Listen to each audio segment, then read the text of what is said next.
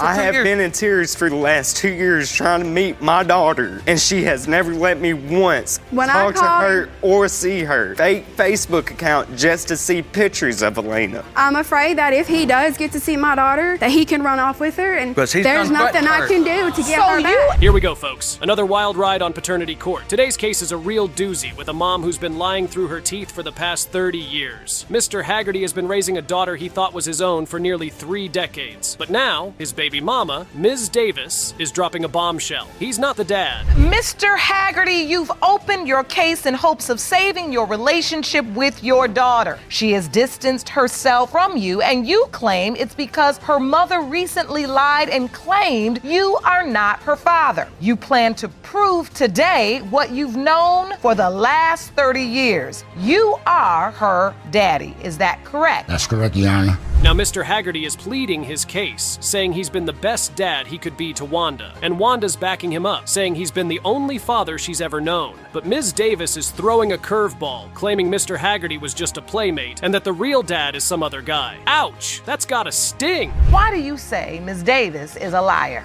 She lied to me, she lied to my daughter. When she first got pregnant, she said I was the dad. And after 29 years, I come to find out now that I might, or possibly that I'm not the father. You've raised this beautiful young woman, and you've thought of her as your daughter and nothing else. For the whole 29 years, yes, Your Honor. But wait, there's more. Ms. Davis's own sister, Carolyn, steps up to the plate, saying that back in the day, Ms. Davis told the whole family that Mr. Haggerty was the dad. So now we've got a classic case of he said, she said, and it's anyone's guess who's telling the truth. Yes, and she just think it's fun and cute, and it's not. What's cute about not knowing who your father is or lying to your daughter that you say that you're supposed to love? If you loved me, you wouldn't play games with me from jump, or this man.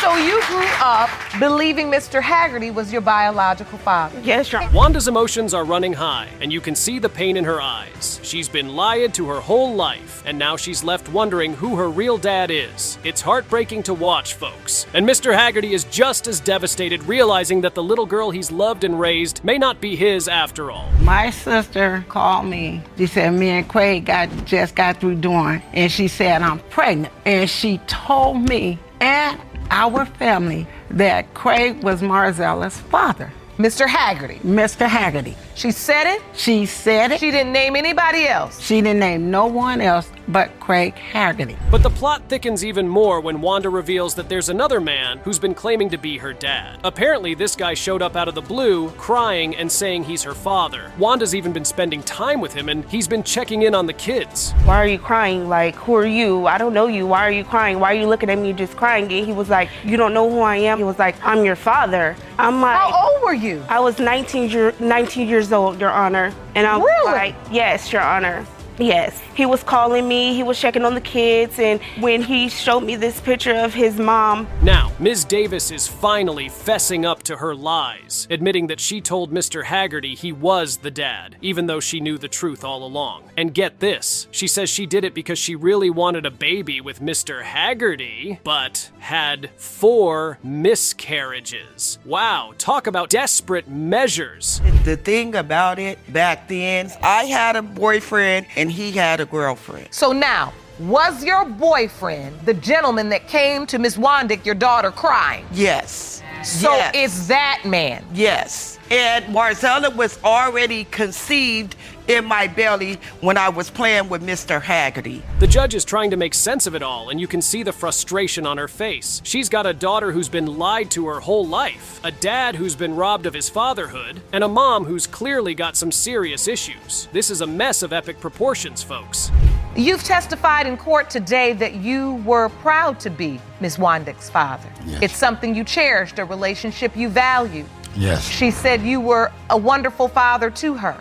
Right. So the truth is, your commitment to this young woman was truly about love and about the belief that you were her father, even though you had no legal claim. Yes. And just when you think it can't get any crazier, the judge drops a bombshell. The birth certificate lists the other guy as the father, not Mr. Haggerty. So it seems Ms. Davis has been playing a twisted game of paternity keep away for decades. Unbelievable. money. When this other man accumulated all this money, that's when she would say, that's who really your dad is. You need to get some money from him. So it was all about the money, because that's when she told me. So when was this? This was back in 2016, Your Honor. Other than that, she hasn't said anything about this other man being my dad. As the episode comes to a close, we're left with more questions than answers. Who's the real dad? What's Ms. Davis's deal? And how will this all play out for Wanda and Mr. Haggerty? One thing's for sure, the DNA test resultats are in, and everyone is about to get some clarity. Mr. Haggerty, you are not the father.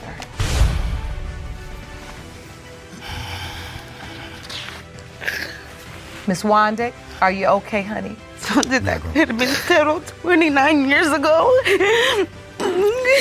It's okay, I'm always gonna be there for you.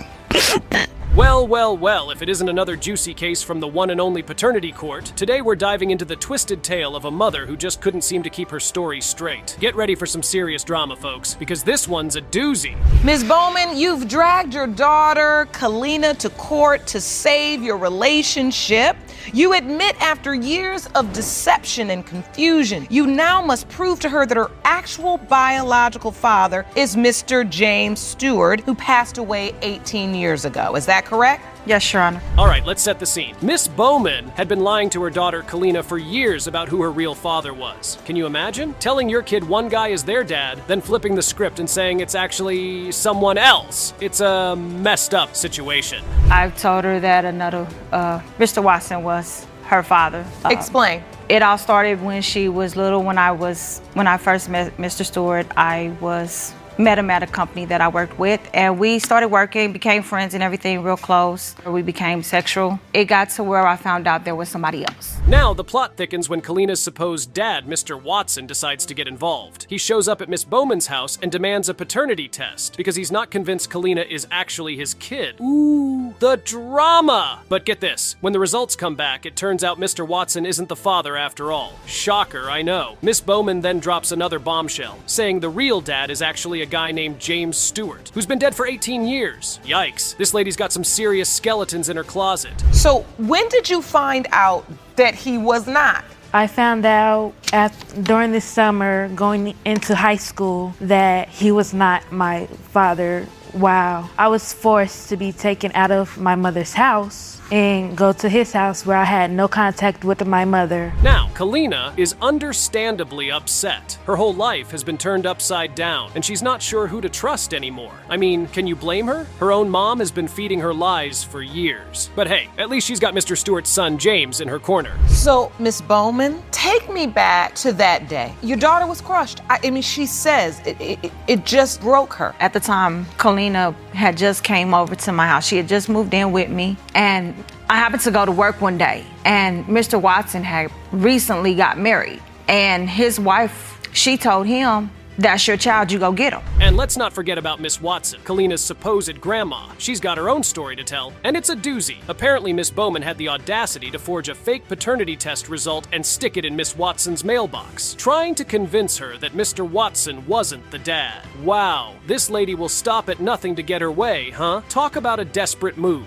Since you want to sit up here and say this ain't my daughter, prove it. I turned around and I went downtown and I requested a paternity test. The results came back, and I sat there and I told her, I said, I didn't do this to hurt you. And so is it your assertion that you knew all of the time there was a question, or you knew for certain Mr. Watson wasn't? I didn't know. But the real kicker is when Miss Bowman finally fesses up in court. She admits that she fabricated that whole letter, all because she was in love with Mr. Watson and wanted him to think Kalina was his kid. Unbelievable. I mean, using your own child as a pawn to keep a man? This mom clearly has some serious issues to work through. Put a letter in my mailbox with a piece of paper saying that James Stewart was not her father. Really? Yeah. Let me see that evidence. I got a long letter about how my son, Kalina, her feet, his heels, and her blood. You're saying that Miss Bowman put a letter in your mailbox? Yes, ma'am. And Kay was born in January. She gave me the letter in February. And just when you think it couldn't get any crazier, the court drops an absolute bombshell. In the case of Bowman versus Bowman, it has been determined by this court that James Stewart and Kalina Bowman are related.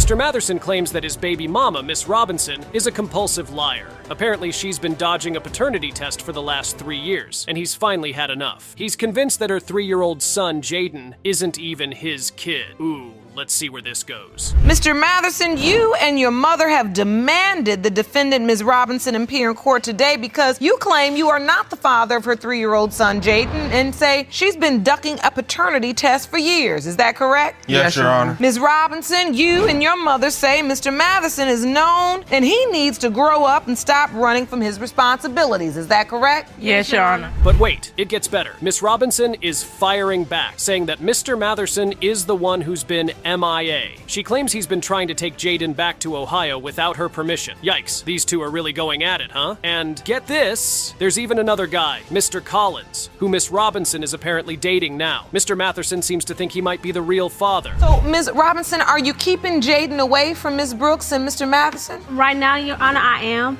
Why?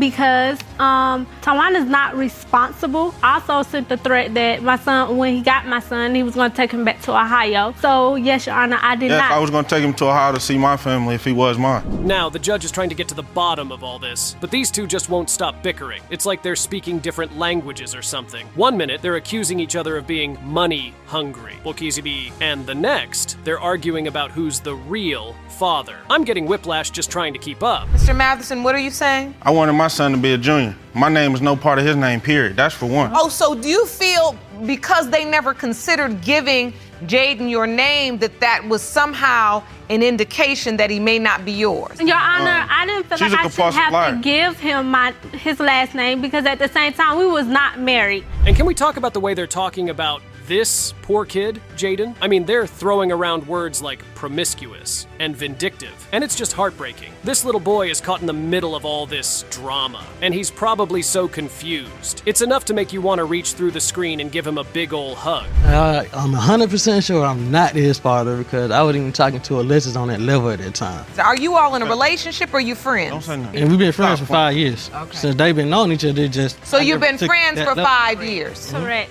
Okay, so now. We're in a relationship right now. Now you're in a relationship. How long have you all been in this relationship? About 3 months. But the real kicker is when the judge finally gets the paternity test results. Turns out, Mr. Matherson is the daddy after all. You'd think that would be a happy moment, right? Nope, these two are still at each other's throats. Mr. Matherson is all excited, but Miss Robinson is like, you're not on the birth certificate, so good luck with that. Mr. Matherson, you are the father. That's your little boy. Now, can we see him? Your Honor. Now, can we see May I him? have that paper? Now, honey, I ain't gonna have copy. This was about to have that. That's what's going on. May I have custody? Partial. Hold on. Full? Partial. Hold on. Ashley Salvo is a young mom who claims she only slept with one guy around the time she got pregnant, a Mr. Gonzalez. But he's not buying it and thinks she was sleeping around with multiple men, including his best friend. Ms. Salvo, you claim that around the time you conceived your 1-year-old daughter, Maye, you carried on a sexual relationship with the defendant, Mr. Gonzalez. Yes, Your Honor. Today you say you desperately want to prove Mr. Gonzalez is her biological father because it will break your heart if she has to grow up without a dad. Yes, Your Honor. All right, let's break this down. Ashley says she only hooked up with Gonzalez one time, and that's how she got pregnant with little Maye. But Gonzalez is telling a different story. He says they were sleeping together for months, and he even caught Ashley's mom seeing him naked in the kitchen one time. Awkward! He knows Amaya's his daughter, but he refuses to take care of him. I've never, ever had sex with any Hispanic man but him. I prefer black people. I don't like Hispanic men. I was intoxicated at the time. I was drunk. He came over. He got me at the right time. Okay, so you had sex with him just one time? Yes. And get this, Gonzalez also claims Ashley's best friend had naked pics of her on his phone. He thinks this friend could be the real dad, but Ashley is straight up denying all of this. She says she's only been with 2 guys during that time, Gonzalez and her ex-boyfriend. Someone's not telling the whole truth here. She knew I had a fiance at the time, so I used to tell my fiance I'm gonna go to the hair salon or something to go get my braids done, but really, I used to go to Ashley's house to go get my hair done and get a little treat. And now, Ms. Salvo, you claim that this testimony is false. It's incorrect. Yes, Your Honor. the whole part 6 times. That's ridiculous. Now, the ex-boyfriend is a whole other story. Ashley says she thought Amaya might be his at first, but then she looked at the baby and was like, nopey, not a chance. Apparently, Amaya just looks way too Hispanic to be her ex's kid. Were you using protection with your boyfriend? Periodically, but not as Not much. consistently. Yeah. And so, is there any reason why your boyfriend's not in court today as one of the potential fathers? The reason we stopped with contact, because I mean, he did help me financially when I was pregnant, because at first I thought that she was his. But the real kicker is when Gonzalez claims he saw some random Hispanic guy giving him the stink eye, and he thinks this guy wanted to be the baby daddy. Ashley shuts that down real quick, saying the guy's just been her friend since elementary school. Uh-oh, looks like someone's got some explaining to do. She has too much of him. She looks way too much. The dimple, she has one dimple just like he does. The shape of his eyebrows, that's him. Her nose, I have a picture that I can show you that they're twins. What is that you're holding, ma'am? It's a picture of my daughter with her one dimple. Jerome, will you please pass that evidence to me? And let's not forget about Ashley's current fiancée, Felicia. She's been stepping up big time, buying diapers, wipes, and even a crib for little Amaya. Gonzalez says he's been helping out too, but Ashley's calling his bluff. She says all he's done is buy a couple of toothbrushes and some toothpaste. I mean, if I had a picture of my current ex-boyfriend's kids. Well, you know, the only way to truly exclude a potential father in a paternity situation is a DNA test. Yes, ma'am. Did you test your ex at all? I did test him. Oh, you did? Yeah. Okay, and what happened? He's not the father. But you know what they say, the truth always comes out in the end. And when the DNA results are finally revealed, well... Mr. Gonzalez, it has been determined by this court that you are not the father. Excuse me, Your Honor.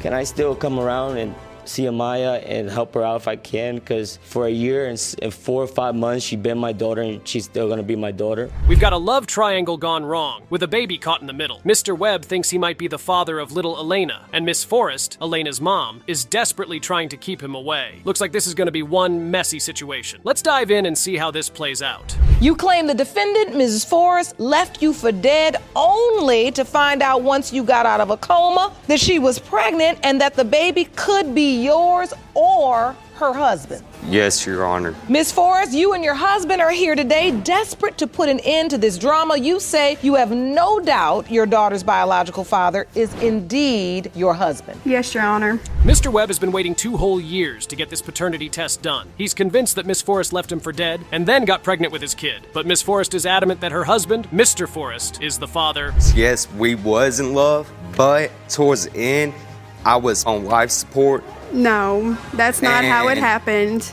As soon as I got out the hospital, I had got a phone call saying that she was pregnant. I heard it from my aunt first, but on my way to Illinois with my dad. Now, Miss Forrest admits that she and Mr. Webb did have a fling, but she swears up and down that her husband is the dad. Mr. Webb, on the other hand, thinks Miss Forrest was cheating on him with other guys too. He's got some wild theories about her coming home late from work and money going missing from her paychecks. She would get off at 10 o'clock. It would take at least 15 minutes to get home, but she would come in at 11 to 11:30. It took about 45 minutes to get from where I was working. So it was missing time and missing money. Yes, Where Your Honor. she was MIA. Yes, Your Now, Honor. from where she worked at, and I know for a fact it took 45 minutes to get from her work No, to Your Honor. the house. Uh-oh. It looks like Mr. Webb has some evidence up his sleeve. A letter from his mom saying he was on life support when Miss Forrest came to get his stuff. But Miss Forrest is sticking to her story, saying they broke up a few days before he ended up in the hospital. They broke up like 3 days, from my knowledge, to like 3 days before he ever went into a coma. No, Your Honor, I did not have We were any fighting, idea that we were over, split and that up. was it. I had called my dad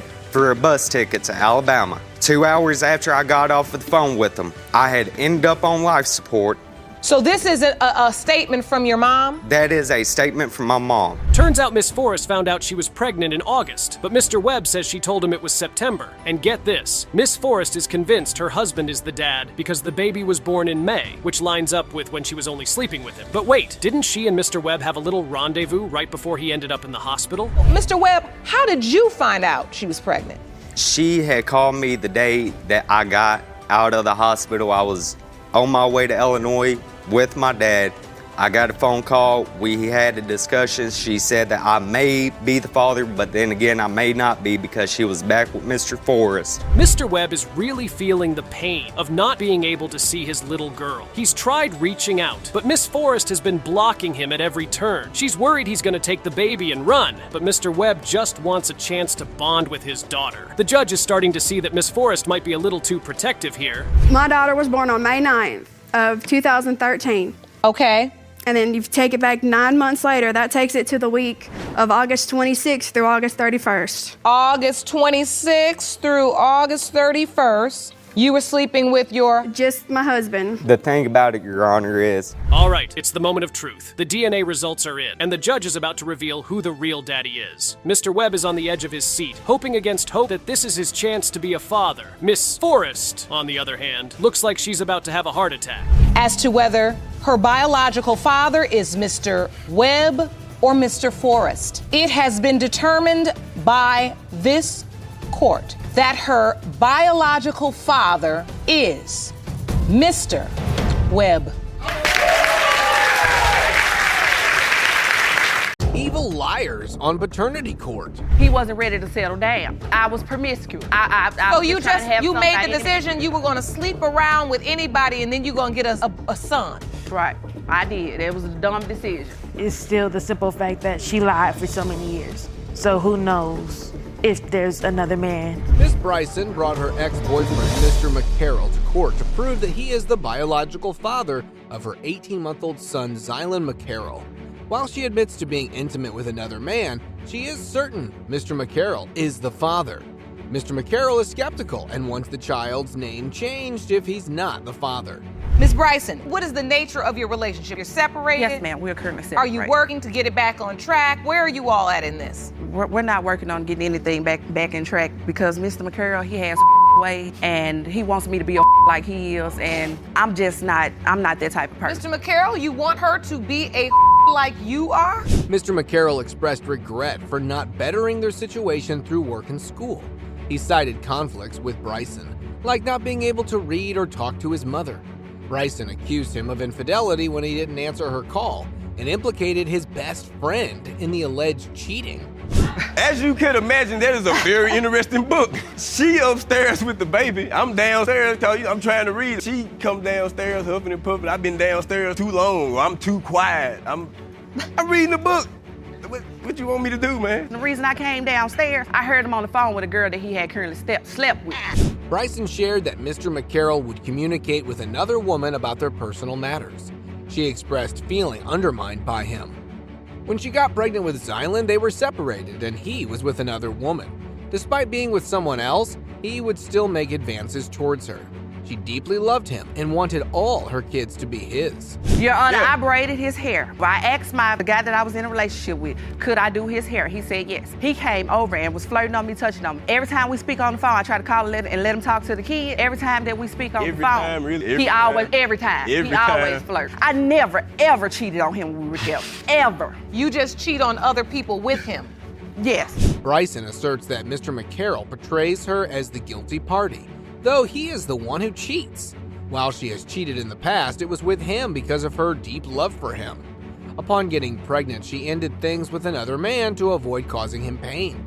Bryson's dream was to have a family with Mr. McCarroll. I wanted to have a family with him. I wanted to get married to him. Like I said, I've been with him since I was 18. I love him. Any man that I ever talked to know that I love him, okay?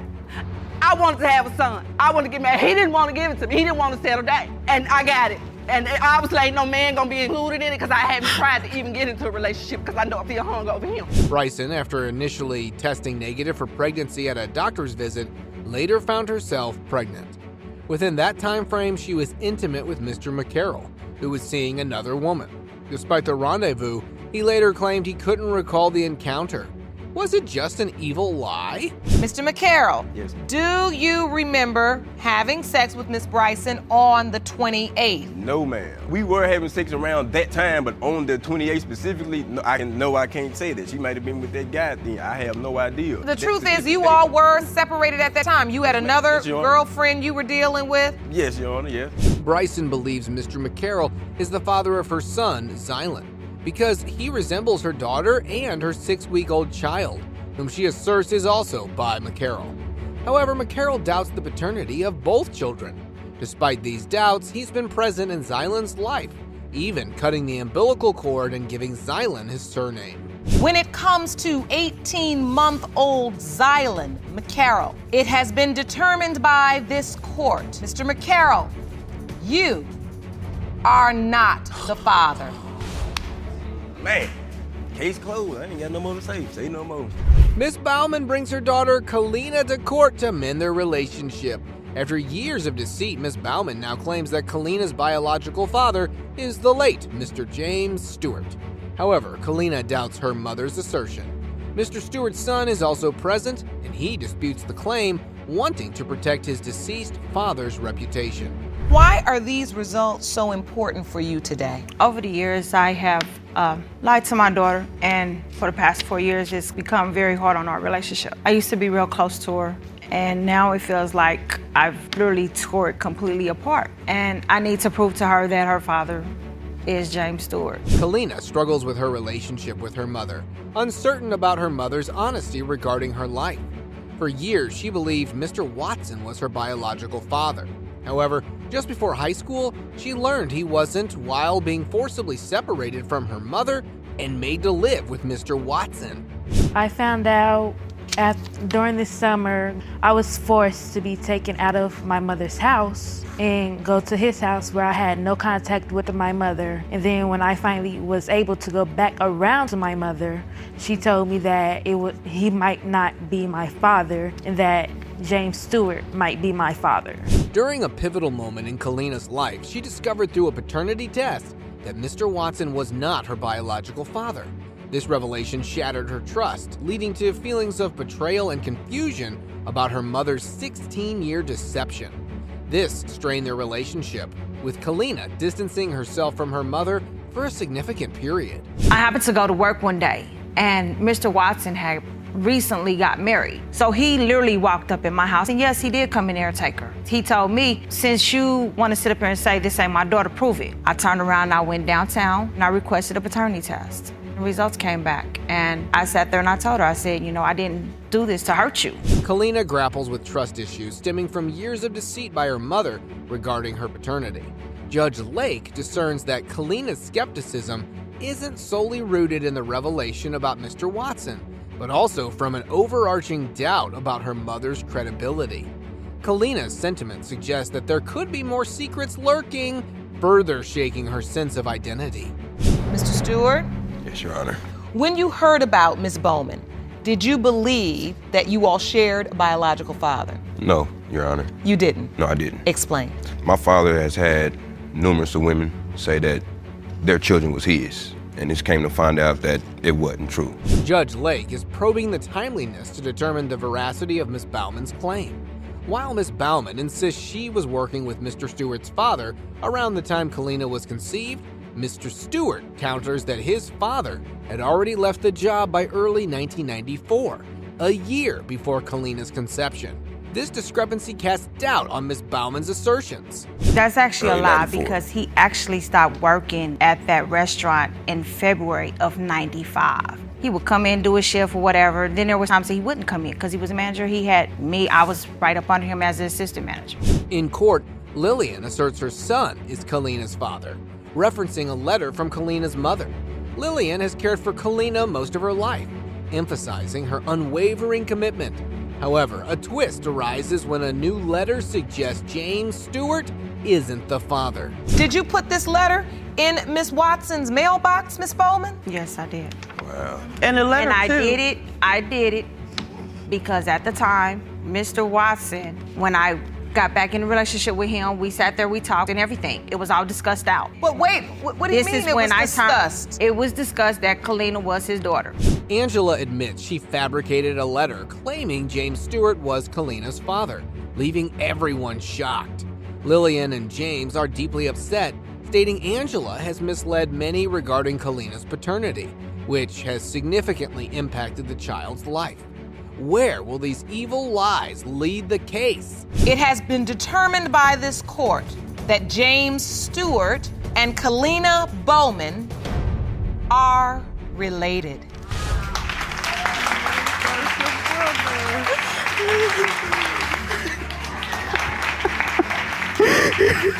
Miss Brown believes her cousin, Mr. Travis, is being deceived by Miss McNair.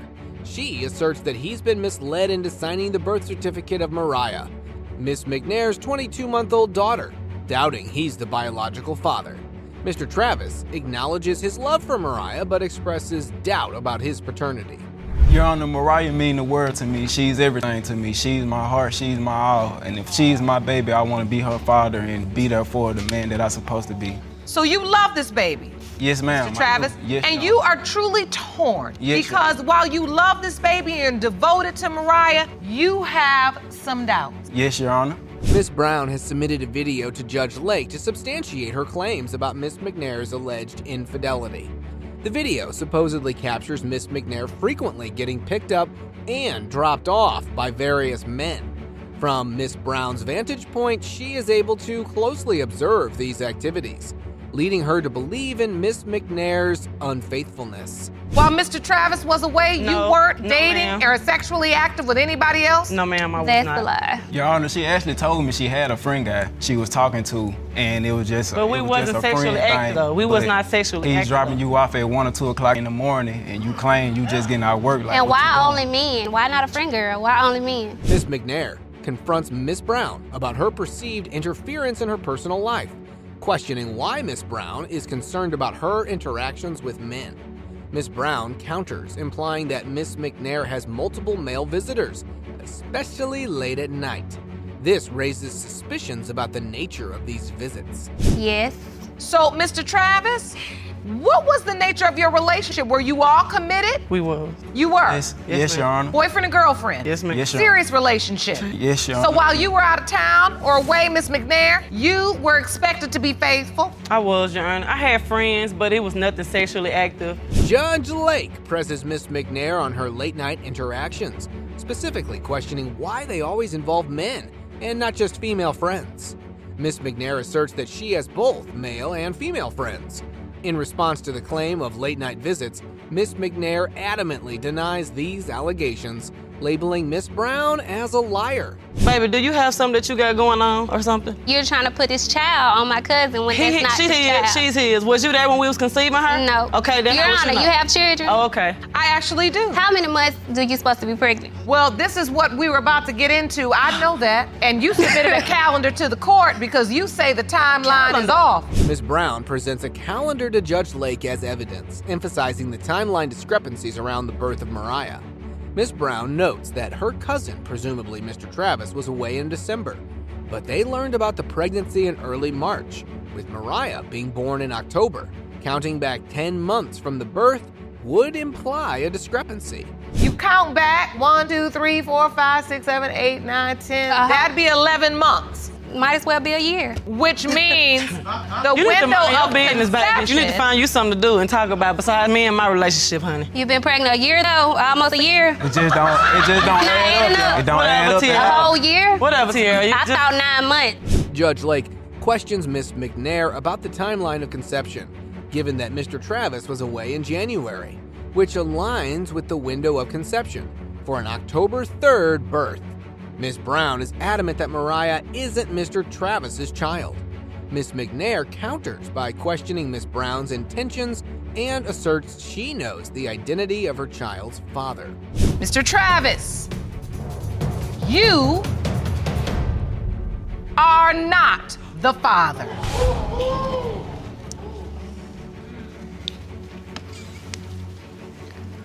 I'm sorry. Miss McKinney is in court to prove to her husband that he is the biological father of their 11-month-old daughter, Mariah. Brown doubts his paternity after discovering a sex tape of his wife with another man and believes the other man is the father. Miss McKinney feels that looks are irrelevant in determining paternity, emphasizing the importance of DNA evidence. Ms. McKinney, tell us why this court date is so important to you. He's denying the fact that that's his daughter, and it's not about looks, it's about DNA. And I'm here today to prove and show that he is the father of Amira Brown. Mr. Brown discovered an explicit video on Miss McKinney's phone. He briefly watched it and, disturbed, closed it. Miss McKinney admitted to meeting the man from the video on a dating site during an off period with Mr. Brown. The court questions her about her choices. How do you end up with another man doing a sex tape? At the time, me and Mr. Brown was off and on. How did you meet the other man? I met him on a dating website. We started talking online, and then I finally met him in person, and he came to my house. So how often were you sexually active with this man? 10 times. Mr. Fowler met Miss McKinney on a dating site. The day they met in person, Mr. Brown was present, but they were not together. Fowler and McKinney began a sexual relationship. He believed she had ended her relationship with Mr. Brown. The timeline indicates they had an affair for almost a year. So you started having unprotected sex with Miss McKinney. Yes. And you all had sex all of 2016. Correct. When did you find out she was pregnant? Well, me and Miss McKinney met up, and she told me she was pregnant in June of 2017. Mr. Brown and Miss McKinney were intimate around April and May of 2017, and Maye was born in April of 2018 due to complications, although her original due date was April 23, 2018. Mr. Brown found out Miss McKinney was pregnant in July. When you found out, did you say, oh, I'm so excited, or did you say, is this my child? First, I was like, oh yeah, I'm excited. And then when we went to the hospital back in September, they would say she was 11 weeks pregnant. And then when they told her the due date, It was 12 weeks. Yeah, 12 weeks. 12 weeks pregnant, actually. She said it was complicated. I just felt like something wasn't right. When McKinney was given the due date of April 23rd for Emriah's birth, Mr. Brown felt something was off about the pregnancy. When she told him she was pregnant, he was aware she had been intimate with another man. At Emriah's birth, Mr. Brown was present but did not sign the birth certificate because he believed Emriah didn't resemble him. Mr. Fowler, you are not the father. Thank you. Mr. Brown, you are not the father. Evil kids on paternity court. You should have been out a long time ago. You wouldn't have been able to live in my house growing up if you didn't keep a steady job. How long does the woman have to describe herself as something lower than the bottom of your shoe before you understand that she realizes that she did not do right by you? Look at her! What do you think is the most beautiful bond in the world? Isn't that obvious? It's the bond between the parents and their kids? But some kids do take that for granted, and instead of being respectful to their parents, they just drag them to court. Unfortunately, Miss Scott was one of those, claiming her mother had eyes on her son-in-law. She always touching me on my chest. She always patting on me. She always saying, you do more than I can get my son or the man I'm sleeping with to do, to have me to come and do things. God. What is that? She even came out the blue one day to even come and get me by myself to come and pick up a tent for her. Did you hear that? The son-in-law had it all prepared. But hey, Miss Scott McCrae's daughter was also here today to reveal all the dirty secrets the mother, lady, you can't be a little respectful? You're talking about the woman who has raised you. But poor Granny had some genuine concerns. Let's hear her out. Miss Scott McCrae, why are you so intent on breaking up your daughter and her husband? Your Honor, I don't want to break up my daughter and her husband, but my daughter needs a wake-up call. She's very intelligent. She has goals and she had aspirations when she was younger that I've seen her just lose total sight of. According to the grandma, the Miss Scott's husband was nothing but a deadbeat, and she has been the one bearing the expenses of her daughter's 5 children. The plaintiff further states that he has no job, and he can't keep a job. He's a deadbeat. He's not a good provider. He hinders his family more so, I think, than he can help it. How does he hinder his family? He can't keep a job for more than a week or 2. He has a job. When did he get it? Last week? It doesn't matter and how long is he going to keep working. it? 2 weeks? Scott McCrae. How long is he going to keep it? Just let it be known, Mom. Oh man, the poor granny has just cornered both of them. Come on, how ruthless can you all be? Denying everything the granny just told Miss Scott makes an effort to defend her husband. And this is how she plans on doing it. Your daughter and and her husband decided that maybe it was more financially beneficial for him to quit his job, or if he was laid off, decide that he wouldn't go back to work so that he could take care of the kids. Isn't that a family decision? Your Honor, not when you're getting evicted every 6 to 7 months. It shouldn't be a family decision. Not when it's getting gas every year. Miss Scott, can't you see what extra length your mother has been going to make you realize that it was now high time for you to get financially stable? But instead, you drag her to court. How evil can you be? But hey, the granny also sheds light on the oh-so-silent husband. My daughter has actually come home from the hospital and caught her husband naked in their house with another woman. He almost lost a thumb because of it. That's when I say no. Okay, but if I forgave him for that, why can't you? It ain't about it's not my forgiving husband. him. Why you still gotta bring it up? Grandma had ears and eyes for her daughter. It seemed that she was not happy that her daughter was so willing to compromise when it came to him. To refute everything, Mrs. Scott made another allegation. Oh man, Miss Scott, you need to stop. She comes to my home, the only name you hear out of her mouth is Toy. Toy, can you help me do this? Toy, can you grab this? Toy, can you fix me this? Toy, will you fix this? Is that Toy, true, can you come and look at this? That's not true, Your Honor. Oh my goodness. That is so not true. Ultimately, it all falls down to getting the lie detector test. Well, Judge Lake had witnessed enough arguments between both the parties. To end this family dispute, here were the test results, which were about to reveal the true intentions of the granny. Have you ever made any sexual advances towards your son-in-law, Toy? You said no. No. And the lie detector determined that was the truth. Yes, it was. Assuming a sense of responsibility or facing a $5,000 cost is the ultimatum. Miss Power has initiated legal action against her son, Mr. Poyer, seeking reimbursement for overdue rent and utility bills. To address this matter, she has requested the assistance of Judge Lauren in hopes of bringing some maturity to the situation. My son, he's lazy. I feel that he's lazy. I'm your mother. I try to do the best that I can for you. You cannot just want to lay around, not want to do anything, not want to help me, take care of the household, or help me pay any bills. You cannot talk to me like I'm one of your friends in the street. It seems like Mr. Ponner's mother was the one working hard to provide for the family. And that was definitely a frustrated situation for her. Additionally, it's important to acknowledge that her son, Mr. Lazybones, may have some valid points to make about the situation, even though his attitude might be causing some difficulties. I started to feel a way about certain little things, such as I'm at home and I'm watching television and you walk in the house. And now you don't want to watch what I'm watching, so I have to stop everything I'm doing and focus on what you want to watch on television. Yeah, you do. How is that fair? Yeah, you do. How is that fair? Yeah, you do. Considering that, Miss Power admitted in court to having kicked her son out of the house and not having spoken to him in 3 years. Miss Power passionately conveyed to the judge her heartfelt wish for her child to lead the best life he can. Now, isn't that a mother's love? I love my son. I love my son to death. All I want is for my child just to grow up.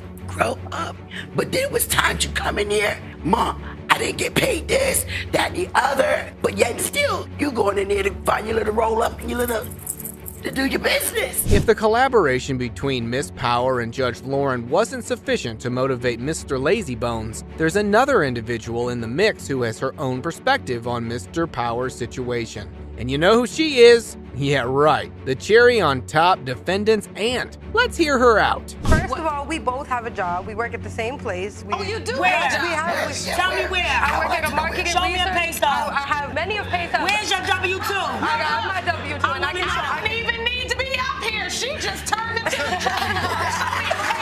Oh, the classic worries of many parents, not just limited to any particular race. Concerns about their child smoking marijuana, evading subway turnstiles, and to top it off, a girlfriend they believe is a negative influence. But hold on, more information is revealed once the lip-pierced girlfriend makes her appearance in the courtroom. Y'all make $150 a week, from what I gather. You live with your mother? Yes. You pay your mother? Yes. He pays your mother? Yes. Oh! So why he can't pay her? Did you just state to this court that you're working and you are paying her mother a steady amount of money? It appears that Mr. Power, aka the man-child decision-making, might not be the most brilliant, given that he pays his girlfriend for living with her in exchange for paying her mother. I mean, isn't that the whole issue summed up in a bottle? You should have been out a long time ago. You wouldn't have been able to live in my house growing up if you didn't keep a steady job. Now, what is very interesting to this court, and I see to your family as well, when you leave the nest, suddenly you begin to live up to your potential. With all the arguments laid out on the table, it was time for Judge Lauren to mediate between the mother and son, as they had received enough guidance and advice. It was the moment for reaching a conclusive resolution, because it was evident that their ongoing dispute was leading nowhere. I miss laughing with you. I miss crying with you when you need to cry. I miss holding you. You know how I used to play with your ear? I miss all of that. Hey, remember, I want you to do something. May I hug him, please? You absolutely can. Do you remember it? What is the most difficult time in a parent's life? Any guesses? Well, let me remind you, it's the time when your kid has just entered his or her teenage years, right? I mean, dealing with the unpredictability of your child might make you walk on thin ice. And here we have the perfect example. Miss Coe ranting about her teenage daughter's tantrums. I'm here because my daughter is out of control. She has an issue with authority. She doesn't want to be told what to do, how to do, or why to do it. Give me specific instances. Okay, from fights at school, hitting a police officer, not once, but twice. Now, isn't that a Sweet 16 rebel yell? The mother had clearly stated about her daughter's wild ways. Yikes! She had another concern of her daughter's boyfriend being her baby's father. What? But before we go there, let's listen to some Yankee-style gang violence she got herself into. You made a phone call saying, my mother and her girlfriend just jumped on me. You come mess them up. I said her girlfriend just jumped on me, and I did have somebody come over there. She made that phone call. Them guys, they loaded up. They came to my house. They bust out every window. They busted out my car. They destroyed my house. Ms. Coe isn't just here to share her concerns. She was also demanding that her daughter attend parenting classes. Can this family drama get any juicier? Well, I wonder if that can give her any assistance. Rather than she should be sent to anger management classes.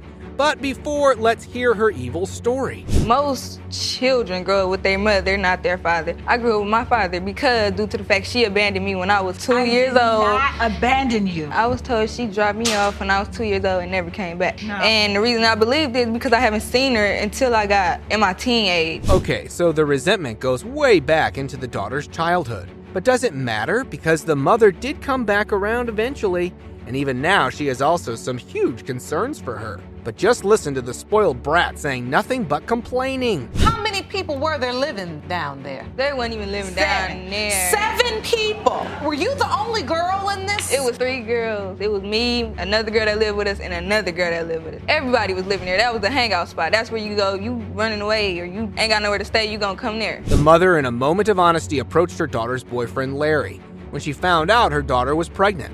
She suggested that Larry should get a DNA test, because she had to be truthful about the possibility that the baby might not be his. Such honesty. Clapping mom. I move out to Arizona. She calls me 2 months later after I'm in Arizona, and she says, Mom, I need you. I don't have anybody. And then she still didn't want to do. What do you feel? The It's okay. only rule I had Let her speak. What do you feel, sweetie? Tell me. You needed your mom? That's okay. We all need our moms. But at least there was a ray of hope for the daughter, as she was indeed concerned about her own son. She wasn't looking for life for her son. Like she lived out on the street, exposed to the danger. Finally some sense that we all need in this case. So here's the boyfriend giving in his 2 cents for the baby mama. I feel like from the beginning I knew it was a possibility, but at the same time, you know what I'm saying, he made me grow more, you know what I'm saying, since he been around. Cause my mom, she passed away. Once I told her about it, you know what I'm saying, she just, oh, that's my grandbaby. She buying him everything. I'm like, So your mom... She passed away. With that being said and done, it was now time for Judge Lake to fill in with some sense of DNA reality and the teenage daughter's commitment to what she just claimed. So, here were the DNA results, which might make us prouder or not. Let's find out. Mr. Boyce, you are not the father. Yeah. Yes, you are. I'm still. I know this was not the way probably any of you wanted this to turn out, because I can see it in all of your faces. Buckle up, paternity peeps. This episode cranked the notch for most evil kids on paternity court. For this one, we don't have 1 or 2 kids against their mommy, but 3. All of them want their mama to admit to their ways, and today they're all here to reveal all of her secrets. I was always the outcast of me and my 2 sisters because, being the baby, I'm the youngest. And I felt like ever since I was born, I've been lied to. And you always felt left out from your sisters. What is the most instant reaction you can expect from the mommy? Nah, I ain't the anti-hero in this movie. Right? As soon as he said this, her eldest daughter interjected with another claim. Come on, ladies, just calm down. Y'all talking about your mother. I was in 5 different homes. How could I raise you when I didn't love myself? What was I She going to didn't do try. for you? I have Wasn't the nothing one I could do girl. for y'all. You didn't try. Yes, sir. When I did try. When I did. No, you didn't. Wait a minute, y'all love me. When I can do something for y'all, then y'all always, then y'all stand me in the back. Ladies, let's get some order, ladies. Since we ain't talking out 1 or 2, the mother had a handful of allegations for her kids. Now enter the younger Williams explaining to the court how they were neglected, not only by their parents, but also both sides of the family. He treats me more like a daughter than he treats Lisa, but I feel that he treats Jamie more like a daughter than he treats me. Even his side of the family, they don't exactly welcome me with open arms. So when you were growing up, you were told that he was your father as well? Yes. Miss Little considered it a valid justification, but the plaintiffs remained unconvinced. They squarely held their mother responsible for the estrangement treatment. All right, guys, we all make mistakes. Can't we just forgive her and move on? Do you know who her father is? I don't know. I'm going to tell you, I'm going to be honest. Jamie, no. Lisa, no. Jasmine, no. I'm not for sure if James is their father, if he's not their father. Because I did me. I ran the streets. Okay, you can keep your slab remarks. I didn't care about nobody or nothing. Indeed, the pain and bitterness ran deep in their family dynamics, marked by a notable absence of maternal warmth. Adding to their turmoil, Miss Little remained clueless about the identity of their potential father. Can you help them figure this out? You say you don't know if James is their father. Yes, Do you know who are the other people that could possibly be their father? I have a couple of people in mind. Like I said, I ran the streets, so I laid down with anybody. The possible father gave his testimony, claiming that when he encountered the defendant, she was quite promiscuous. However, the response to his statement was straightforward. Sir, if you harbored any doubts, instead of dismissing them, you should have pursued a paternity test. Do you believe you are these young girls' biological father? Do you believe that? Yeah, and I hate to say it, and it's hurting me to say it too. Come on now, when a little girl don't got her daddy, do you know what goes on in your mind? Do you know how much stuff you get out here? The fractured family's fate hung in the balance on the outcome of the DNA test, for no one was willing to extend any forgiveness. In a situation devoid of respect and love, it was time to give in for some DNA reality check. Ms. Lisa Williams, Mr. Williams, you are not her father. Ms. Jamie, Mr. Williams, you are not her father. Thank you, James, for what you did for me. I hate you. I hate you. I hate you. Were you sexually active with the other men? Yes, ma'am, I was. Were you using protection with those men? Some I was. Some? Wow. How many other men? 3. You have revenge sex a with whole one of lot. his friends. And did you use protection? No. And then how many times did you have sex with this friend of his? Multiple times. No one has come up with any money to do a DNA test. I've been ready, willing at any given time to do a Come DNA up with test. any money. I spend all my money doing whatever she want to do all the time with the kids anyway. Where the money come from? Ms. Hall was under some kind of delusion in the courtroom. She left the defendant and started to live with another man during the week of her conception, but she is beyond certain that Mr. Beaufort is the father of her child. Mr. Beaufort, on the other hand, claimed Ms. Hall cheated on him and he doesn't see her as trustworthy anymore. Although you left the defendant and began living with another man the very same week your daughter was conceived, Mr. Beaufort is still her biological father. That's correct. correct, Your Honor. Okay, now furthermore, you say that you and Mr. Buford have now recently united and you hope to prove paternity so he'll marry you. That's correct, Your Honor. All right, so Mr. Buford, you claim that Ms. Hall cheated on you and now you cannot trust her. Yes, Your Honor. The judge started with Mr. Beaufort and was about to take the courtroom down memory lane and explain why he had doubts about being the father of the baby. His suspicions of her cheating started when he had a family get-together at Ms. Hall's parents' house. How we want to change things or make things better. And all of a sudden he's like, let's go in and grab something to eat. So I'm going in to get something to eat or whatever. And I'm like, where's Mary? Her sister's like, oh, she's gone. She went to go get some milk. She went to go get milk? What's milk for? We got food and drinks, everything. She went to go get milk for her sister baby. So I'm like, all right, that's fine. 30 minutes, 40 minutes roll by. The store is right there. 5 minutes, Your Honor. 5 minutes. I could walk there. I could have walked there and been back 10 times before she even got back. Well, Miss Hall did let the cat out of the bag. On New Year's Eve, when she was supposed to be with her family, she claimed she went to get some milk for her sister's baby. Was that true? Oh, you can bet it wasn't. She went to see one of her male friends for over an hour and a half. Paul, did you go anywhere else is the question? Yes, I did, Your Honor. Where did you go? I went to a friend's house. A male friend or a female friend? It was a male friend, Your Honor, and I was only there for 10 minutes. Did you tell Mr. Buford that you were going to go by this male friend's house on New Year's Eve? No, I didn't, Your Honor. Is this a male friend you've ever been intimate with? No, it's not, Your Honor. Not at that time, no. Mr. Beaufort believed the man she went to see was someone she had been sleeping with while they were in a relationship. Well, Ms. Hall had some truth bombs to drop. She claimed the reason he was calling her a cheat was because throughout their relationship, all he did was cheat on her with several women. The reason why he's accusing me of cheating is because he cheats. He's been cheating throughout the whole relationship. I go through his phone, I find text messages to other girls, I find emails that he sent women on Craigslist for one-night stands. I've seen pictures in his phone of women in thongs. Surely you're not sending people texts. This the story right here. This girl. Oh, trust me, there was a lot of truth to be told in that courtroom. In trying to defend himself, he claimed that when she went through his phone, they only started talking. Ms. Hall claimed she was happy she went through his phone because that's when she found out he already had a girlfriend while they were already in a relationship. He still had a girlfriend when? When I first met him. So, bottom line is you all were in a relationship and you accuse him of cheating and now he's accusing you of cheating. Right. Mr. Buford, please finish this New Year's Eve story. I want to know how this ended. Well, I'm tired. I done been over there with her family, listen to her dad talk, me and him talk about some things, get my stuff ready to go in the morning. After he found out that she had another man on her menu, he decided to disappear. He claimed he didn't want anything to do with her. But a while after he disappeared, one of his family members called him and said, Ms. Hall moved another guy into her house just a week after they split up. You got disappeared, so let me disappear. And then what happened? A week later, I got a lot of family in Canada.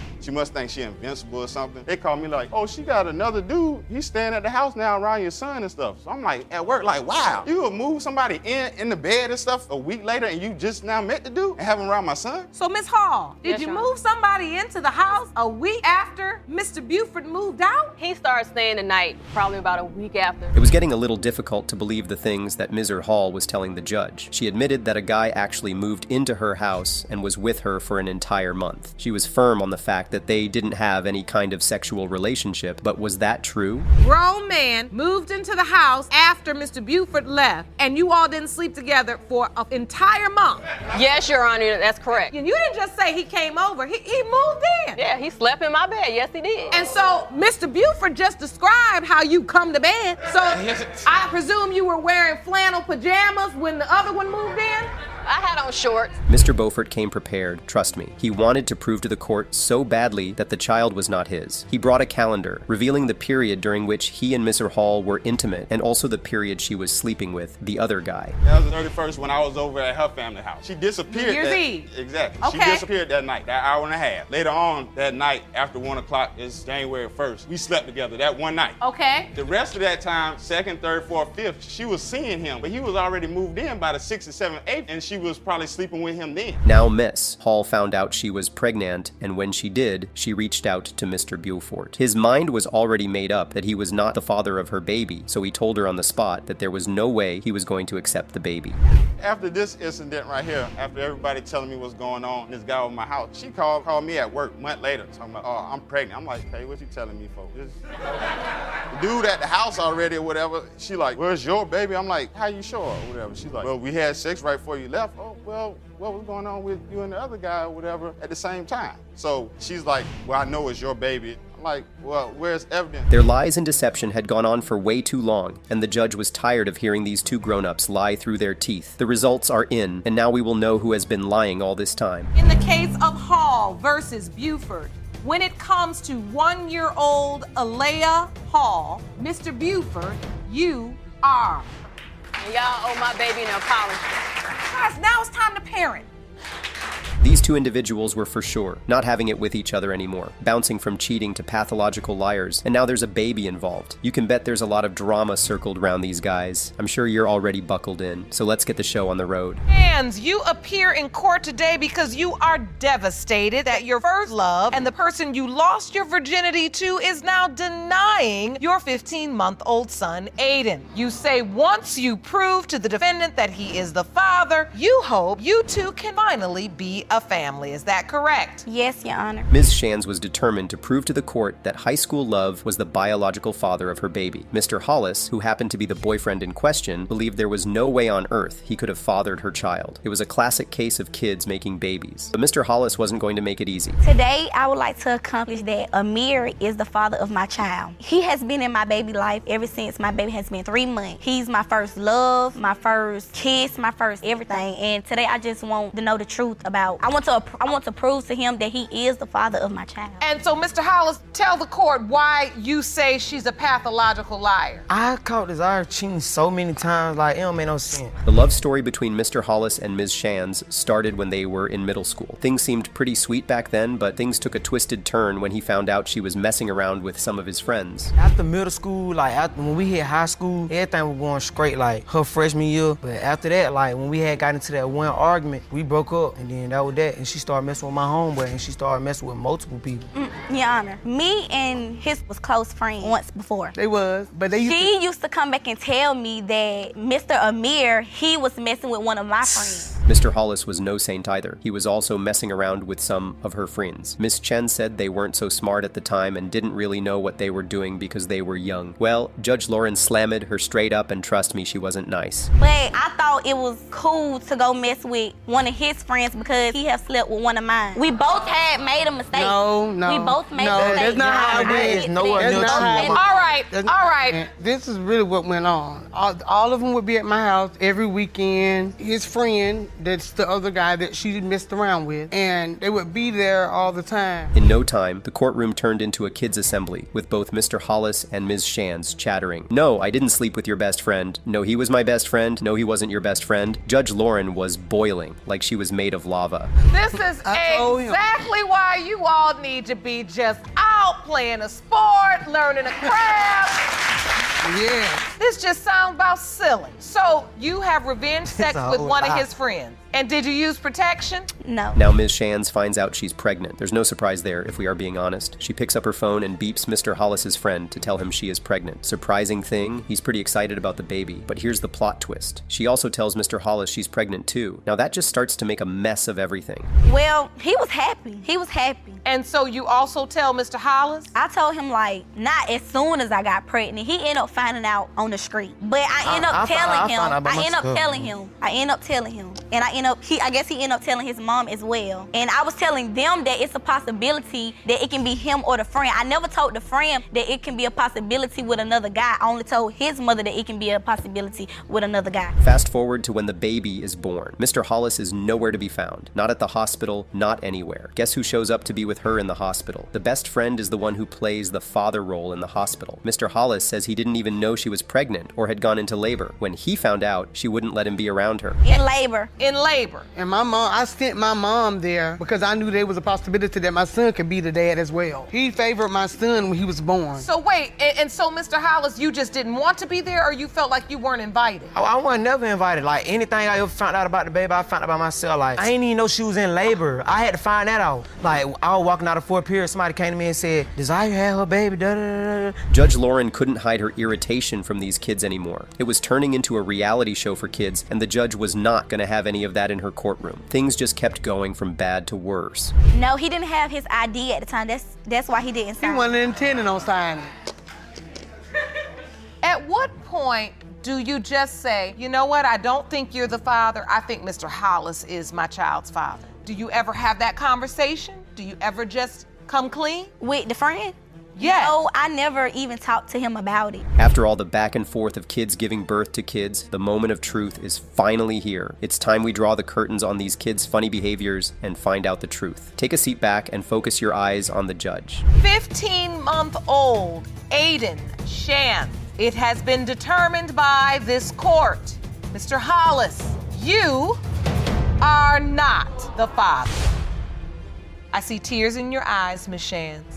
Ms. Weir was in front of the judge to complain about how hard it has been raising her child without the help of his father. She claimed that she was very certain the defendant, who happened to be her best friend, was the father, and she didn't understand why he didn't want to accept the responsibility. Mr. Wilson, the best friend in the picture, claimed she was running out of options for a potential father, and she's trying to pin the baby on him. Where you claim that after one night of passion with the defendant, you ended up pregnant, but he is now denying paternity of your 3-year-old son, Ayante. You opened your case to prove he is the father because you are tired of raising your son alone. Is that correct? Yes, Your Honor. Ms. Weir started off her story by talking about how she and Mr. Wilson became friends. As she could recall, they had been friends for over 8 years, and she sometimes saw him as a brother. But that wasn't the mind-blowing thing about her story. She claimed Mr. Wilson was no ordinary best friend, but a gay one at that. Years ago, just, passing through the city, I was going to hair school at the time, and, I would see him on my way to hair school. We would hang out with each other,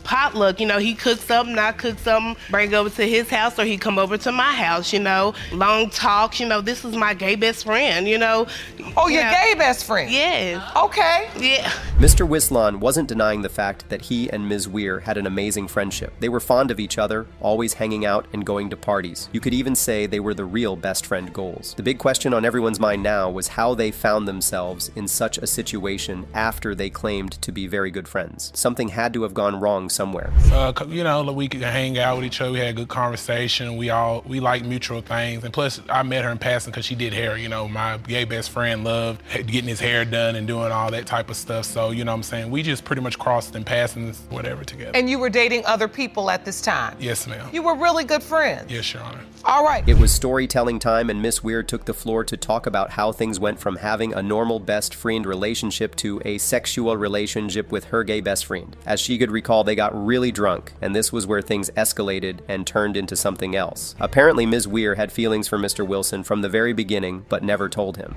He had came on over, we got to drinking, watching little movies or whatever, and I ain't gonna lie, I made a move, and he didn't push me away, so that was my reassurance. Okay, maybe he want this too. So wait, so hold on, y'all done switched from the potluck to the potluck. Yeah. When did you start even liking him? Oh, I liked him from day one. The storytelling gets a little tricky, and the truths start to come out of their hidden sports. Apparently, the idea of Mr. Wilson coming over to Ms. Weir's house was a plan orchestrated by Ms. Weir to trick Mr. Wilson into having a sexual experience with her. Mr. Wilson had no idea what was going to happen when he went to pay her a visit. Yes, Your Honor. I just thought we were just going to be chilling, like we always do. Watch TV, drink, just do what we normally do. She kind of seduced me. We started drinking. I got intoxicated. One thing led to another. She seduced you how? Basically, after she got me drunk, she kind of started filling up on me and stuff. So, and then, it went from oral, then it just went from there. So, oh, okay. Yeah. Then the argument for the use of protection sprung up, and both Mr. Wilson and Ms. Weir were at lockheads trying to figure out if they used protection. Mr. Wilson claimed that he remembered himself putting on a condom before they kicked it in bed, but Ms. Weir smiled at him and said he didn't use protection, and she was very certain because he was very drunk. Your Honor, I used the condom. Mr. Wilson. Mr. Wilson, you did not. I'm not going to go there. You did not. Your Honor. I used the condom. Your Honor, I know what I put on me. Use no condom. I know what I put on me, Your Honor. She's done tested multiple people. She's just trying to pin the child on me. I love her and all, my godson, but this is not my child, Your Honor. This is just... Your Honor, I don't play the pinning game. I don't do that. It's just not me. Mr. Wilson definitely didn't want to be the father of the child, so he wasn't going to hold back on any truth in the courtroom. He told the judge that while they had a one-time sexual experience, was also having other sexual relationships with a couple of other men. To make things even worse, she wasn't using protection with the men she was having sex with. Were you sexually active with the other men? Yes, ma'am, I was. Were you using protection with those men? Some I was. Some? Wow. How many other men? A lot of them, Your Honor. She don't even know. How many? Say it loud and proud. You said you're a confident woman. 3. 3 other men. Well, the suspense is finally over, and the hassle of who the dad of their child is about to be revealed. It's been a bumpy and funny ride with Mr. Wilson and Ms. Weir. All eyes are on the judge as she unleashes the truth. Mr. Wilson. Yes, Your Honor. You are not the father. Thank you, Your Honor. Ms. Ware, I have to ask you. We now know that there has to be at least another man out there. In this particular situation, it was honestly very difficult to tell if she had no shame or if she was just very wicked, because she definitely took things to an extreme level. Ms. Davis appeared in court because she claimed she was hurt by Mr. Cole. Mr. Cole didn't deny the fact that he initially accepted being the father of the child, but he uncovered too many facts that just couldn't allow him to keep claiming paternity. Ms. Davis, you say that after accepting your daughter, Autumn, Mr. Cole abruptly ended your relationship. You say Mr. Cole is the only man who could be Autumn's father, and you intend to prove paternity today. Is that correct? Yes, Your Honor. Mr. Cole, you admit to initially accepting Autumn as yours and even signing her birth certificate, but now claim that Ms. Davis is untrustworthy. Ms. Davis couldn't understand why the man who accepted her and her baby was willing to be the father and all of a sudden started to deny her and her baby. Looks like there's some serious trouble in paradise, if you ask me. She wasn't just hurt by the situation. She also claimed that Mr. Cole was the only man she was intimate with throughout the period. They were in a romantic relationship at least, so she claimed. Angry, disappointed how he all of a sudden not claiming my daughter. He is the only man that I've been with since February. So, Mr. Cole, you're not claiming the baby? You don't think it's yours? Yes, I claim the baby. I still take care of the baby. And you do? Yes. Anything she asks for, I do for the baby. From the look in Mr. Cole's eyes, you could tell that he had been through so much in the relationship. Ms. Davis claimed that they met at a basketball game and things kicked off from that point on. She found out she was pregnant, and it was like a dream come through for both of them. But nothing good ever lasts forever, right? Numbers, and we had chill a couple times. So you continued this relationship, and at some point you find out you're pregnant? Yes, ma'am. After me and Adrian have sex a couple times in February, I have found out I was pregnant March 21st. I was 4 weeks pregnant. All right, I want to understand this. You submitted a calendar to the court. Yes, I also have a calendar. That outlined your sexual relationship with Mr. Cole. When Mr. Cole heard the news about Ms. Davis being pregnant, he was excited and didn't doubt the paternity of the child. But the story took a different turn, and it was no longer looking pretty. Mr. Cole claimed that while she was just 4 weeks pregnant, random people started to walk up to him and ask him if he was certain that the baby she was pregnant with was his. Like a week later, and someone walked up to me. She wasn't even pregnant that long, and people were walking up to me saying that the baby might not be mine, you know. Oh. And then after a guy wrote her in her messages and was mad that she was pregnant. He wrote her right after she told me she was pregnant. This text had come through where this man was mad because she didn't tell him and it could be his baby. Yes. Secrets can never really stay hidden, especially when you find yourself sitting in the courtroom with Judge Lauren. Mr. Cole found out that she had been intimate with another guy and that the guy in question was very upset that Ms. Davis was pregnant and didn't tell him. As you would expect, Mr. Cole confronted her about the situation and she denied it. Or asking her questions about the guy, she didn't give me any credible answers that I could believe. So I was really having doubts, and I wanted to go get a DNA test myself, but I couldn't really get one. You couldn't get the DNA test? They wouldn't let me because I had signed the birth certificate. Okay, so that's what I want to get to. So, Ms. Davis, once you tell Mr. Cole you're pregnant, initially he accepts it. Yes. So you all are going through the process of having a baby. Mr. Cole's doubt had flown up to the roof, especially when he found out that Ms. Davis was no longer trustworthy. His family even tried to convince him that he has no reason to Donut being the father because the child looks just like him, and so he accepts the baby as his. Ms. Davis then uploads a picture of her child, and the guy who texted her before then says, the child looks like one of his kids. Picture on one of her social medias, the same guy who wrote her when she first got pregnant, writes her again and says, your daughter looks like my kids.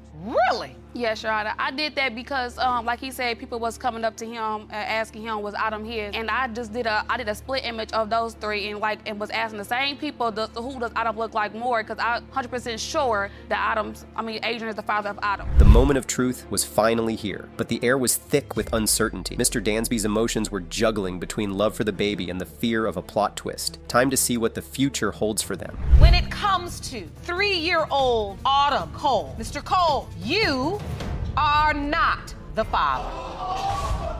Ms. Davis, would you like to finally just lay it on the line and tell the truth? He was not the only man that I had slept with. Miss Thompson, your daughter? Yes, she's known all her life. When my daughter would go to his house, most of the time she'd be there with his wife and kids. That's why she was crazy about his wife. His kids, those are like her siblings. Ms. Hicks claimed that the sins of her past were the reason she was present in court. She wanted to prove this to the defendant, Mr. Smith, that he was the father of her child with the hopes of saving her relationship. She opened her case like this. Ms. Hicks, you say the sins of your past have brought you into court today to save your relationship. You are petitioning the court for a DNA test to prove that the defendant is the father of your 3-month-old daughter, Honesty. I know I've only slept with him, and I know who my children belong to. Wow, even her blood sister doesn't believe the baby belongs to Mr. Smith. I wonder where it all went wrong. Before Judge Lauren got to ask any questions, Ms. Hicks's sister jumped in and told the judge that Ms. Hicks had been sleeping with several people. I got something to say. She's telling false lies, okay? I know for a fact that he was not the only one she was in the sleeping same with. bed with me when I'm sleeping with these people. I get. Kaka, how long we're have I been having your threesomes, sister? I get. Okay, anyways, you know, they was staying with me for some time, okay? From what I know, my sister's a cheater. She been like that her whole life, okay?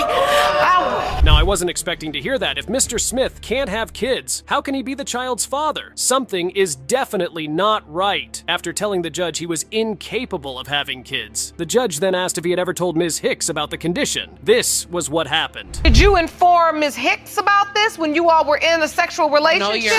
No, Your Honor. He never informed me about any of this. When he did tell me, this came up like 2 months after Honesty was born. Like, she's living proof that you can have kids. I didn't make this baby myself. And there you have it. Mr. Smith drops the bomb and tells the judge why he really feels the baby is not his. Here's the funny thing. Mr. Smith claimed it was Ms. Hicks's sister that told him everything she was doing behind his back. As you would expect, the judge has to ask her why she spilled the beans. Why would you do that? Y'all don't know my sister like I do, okay? And besides, David is a sweet person. You know what I'm saying? I think he deserves to know what goes on behind his back. So you felt sorry for Mr. Smith because you felt like here was a good guy being taken advantage of by my sister.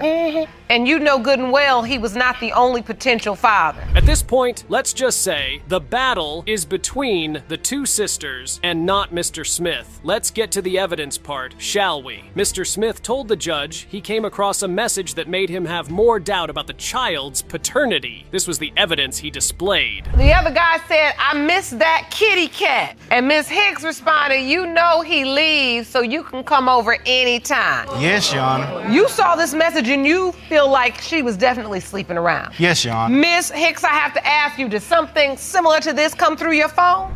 Just tell the truth, Ms. Hicks. There's so much evidence already. Now, Mr. Smith wasn't done stating his doubts to the judge. He claimed he could remember a time when he got home and saw a guy jump out of the window of his house. Well, I came out the car. I seen somebody jump out the window, and I'm knocking on the door for like 30 minutes. But a guy just jumped out the window, but you gotta knock on your own door. Exactly. And so wait, were you there when the guy jumped out the window? Oh, yes, ma'am. I was in my car. I'm looking at him run through the field. And it took her at least 30 minutes to open up the door. And once again, she denies it. I wonder who is telling the truth in that courtroom. Ms. Hicks claimed that when she took a pregnancy test and found out she was pregnant, Mr. Smith was beyond happy about the pregnancy. Took the first one, it came out negative. He was like, go ahead and take the other one so we can see the results of that. So I takes the other one while he's right there in the bathroom watching. And it immediately pops up that it was positive. And so he was like, I knew it. He was happy. So all this doubt in it, and he said he can't have kids, so he don't think the baby is his. Well, the judge was not going to stick around to listen to their rants. It seemed like no one wanted to tell the truth, and so she decided to reveal the results. Mr. Smith, you are the father. Thank you so much, Your Honor. I'm so glad that I came here today to get these results so I can finally be at peace so me and my daughter can live with this man who I plan to marry someday. I really love him. This was her verdict. In this situation, Ms. Collins dragged the defendant, Mr. Stone, to court with so much anger and disappointment in her heart. She claimed one day of bliss became a lifetime of hell and is now in court to prove that he is the biological father of her 4-year-old daughter. She began with this statement. Me and Mr. Stone met on a dating site. I seen his profile. I thought he was kind of handsome. And obviously he thought I was cute as well because he messaged me back. So we had a few conversations, text messaging here, calling there, until one day we decided that we will meet up. So on the day that we met up, we were drinking, we were talking. So he said, well, why don't you just stay tonight? You know, you've been drinking anyway. Why don't you just, crash here? Did he go with the flow? Well, I guess she's paying the price now. Judge Lauren went on to ask Mr. Stone if he had ever intended to get into a relationship with Ms. Collins. As you would expect, he said no. Apparently they were messing around with other people, and no one was ready to be in a relationship. We did what we had to do, but I was single, she was single. She wasn't the only person I was with. I wasn't the only person she was with. Was this the only night you all were intimate? There were other I think there was another night. There was another night, but this was the night where we had unprotected sex, yes. So you having casual sex on and off? Yes, Your Honor. At some point you find out you're pregnant. Let's just say they both remember how things went down in two different ways. Now, Ms. Collins claimed that the moment she found out about the baby, she reached out to Mr. Stone. Mr. Stone, however, told the judge that this was how he found out. I mean, like I said, we only did it a couple times or whatnot. She gave me a call. I pick up the phone, it's her, we're talking. She was like, yeah, so I just want to let you know, I am pregnant. I said, okay, and she said, well, I'll just let you know, I'm pregnant. I kind of asked her to come hang out. I kind of hinted I wanted her to, come hang out. She said she was pregnant and basically she couldn't hang out. Like I said, they both remembered things differently. Seeing that they could not get their stories straight, Judge Lauren then asked Mr. Stone when he realized there was a chance he could be a possible father, since he claimed Ms. Collins never mentioned it to him. 2.5 years later, she hasn't been crazy, like throw a brick through my window crazy, but it's like, you can't call me and be like, hey, baby dad. What? What? That's the first thing you say is, hey, baby dad? Like, that's kind of awkward. You know what I mean? So. You did not know anything about this baby for 2.5 years? Correct. It wasn't that long. Yes, Your Honor. At this point, one can only ask how many guys she was messing with. If the results from the two men are already negative, could that mean Mr. Stone is the father? Oh well. The judge turned to Ms. Collins and asked her to defend herself. She began by saying this. Prior to me meeting Mr. Stone, I had just broken up with the guy. Right? Which is my ex. When I found out that I was pregnant, I called both of them and I let them both know. I told him about my ex, but I didn't tell him about no third guy. I didn't tell him anything. You told me you had a baby dad. You had a baby dad, but you had another dude that you were cool with. As far as, I didn't tell him that, Your Honor. Like I said, it was him and then it was my ex. Enough with the arguing. I'm pretty sure Judge Lauren is tired of these two, but one thing is for sure. Ms. Collins' story does not add up, even though she had tested the other men and the results came out negative. Mr. Collins was still not convinced he was the father of her child. We show up, can't do the test for whatever reason. Don't know why. They say that they'll be in touch. So they get back in touch. We go back, I go back a second time. I drove all the way up there. Guess who didn't show? Miss Collins did not show for this test.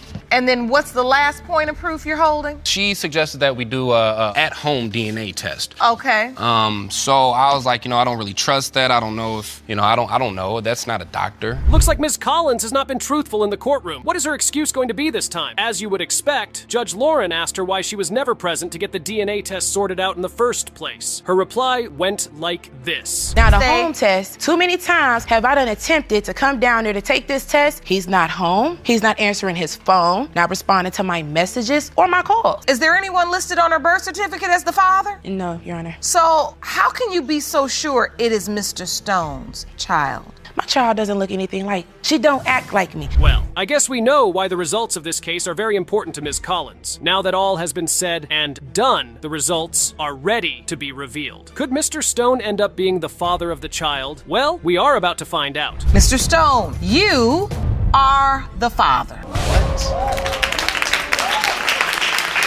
Yeah, it kind of threw me for a loop. I didn't expect that one. You truly believed you were not her biological father? Yes, Your Honor. I truly believe that. But on the bright side, I'm not upset. I'm a little surprised. Man, this lady in this situation was ready to bring down the roof of the courtroom. She wanted to prove to her ex-husband that he was the father of her child. But here's the catch. The ex-husband claimed he could recall when she cheated on him in their marriage. That being said, the court case began like this. Miss Tant, you are disgusted that you had to drag your ex-husband to court to prove he fathered your son, Daniel. You are here to put an end to this question that has torn your family apart for more than 2 decades. Is that correct? Yes, Your Honor. Mr. Wynn, you say that after your wife's reckless affair and lies, she became pregnant and tried to pass Daniel off as your son.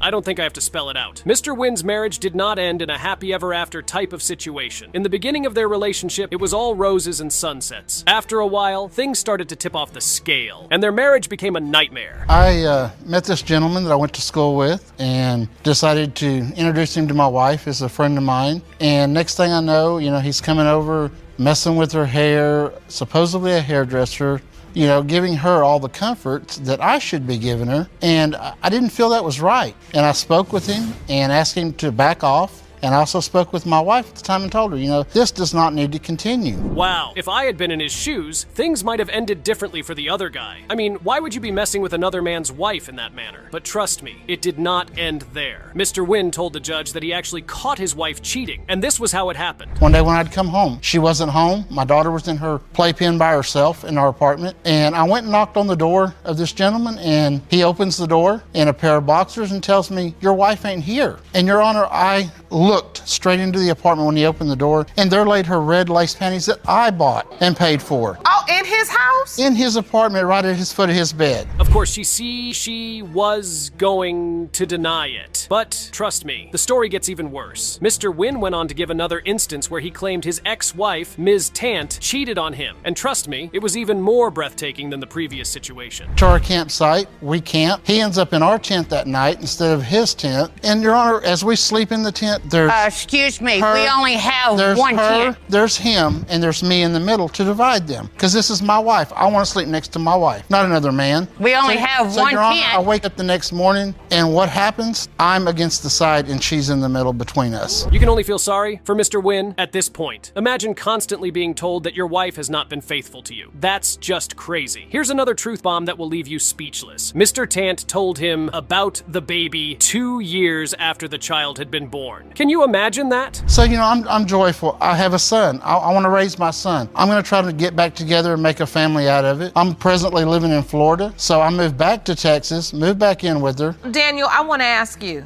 Yes, Your Honor. As you listen to this testimony, I know this is probably a little difficult to hear. I've heard it since I was 3 years old, and I've heard it over and over and over. And that's exactly what I wanted to ask you. When did you become aware of all of this? Even their son got tired of their constant back and forth. But you have to hand it to Mr. Wynn. He was an amazing father to their son. Even with the doubts and Ms. Tant's cheating, he still made sure the child was raised right and well taken care of.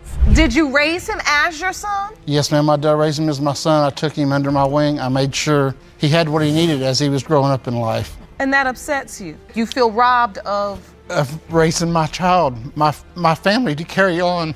My name stops with me. And is that why you brought this exhibit today? Yes, ma'am. I'd like to hear from you. Please step over to your exhibit and explain what you've brought to court. Now, that's just evil on Ms. Tant's path. All he did was do right by the child, and she refused to put his name on the birth certificate? Come on. Now, what the judge was trying to figure out was why Mr. Wynn's name was not on the certificate when Ms. Tant claimed he was the father. Well, the answer to that question went like this. At that time, why wouldn't your name be on the birth certificate as father? I had it changed. You had the birth certificate changed?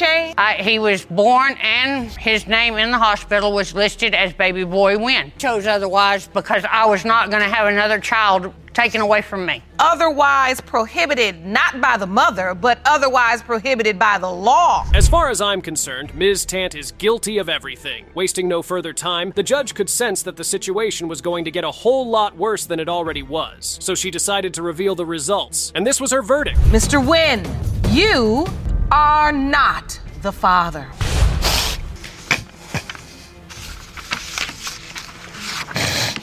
I'm so sorry, Daniel and Mr. Wynn. I still love him regardless. I'll continue to love him, even though he's not mine. He's mine in my heart, and I'll always be there for him.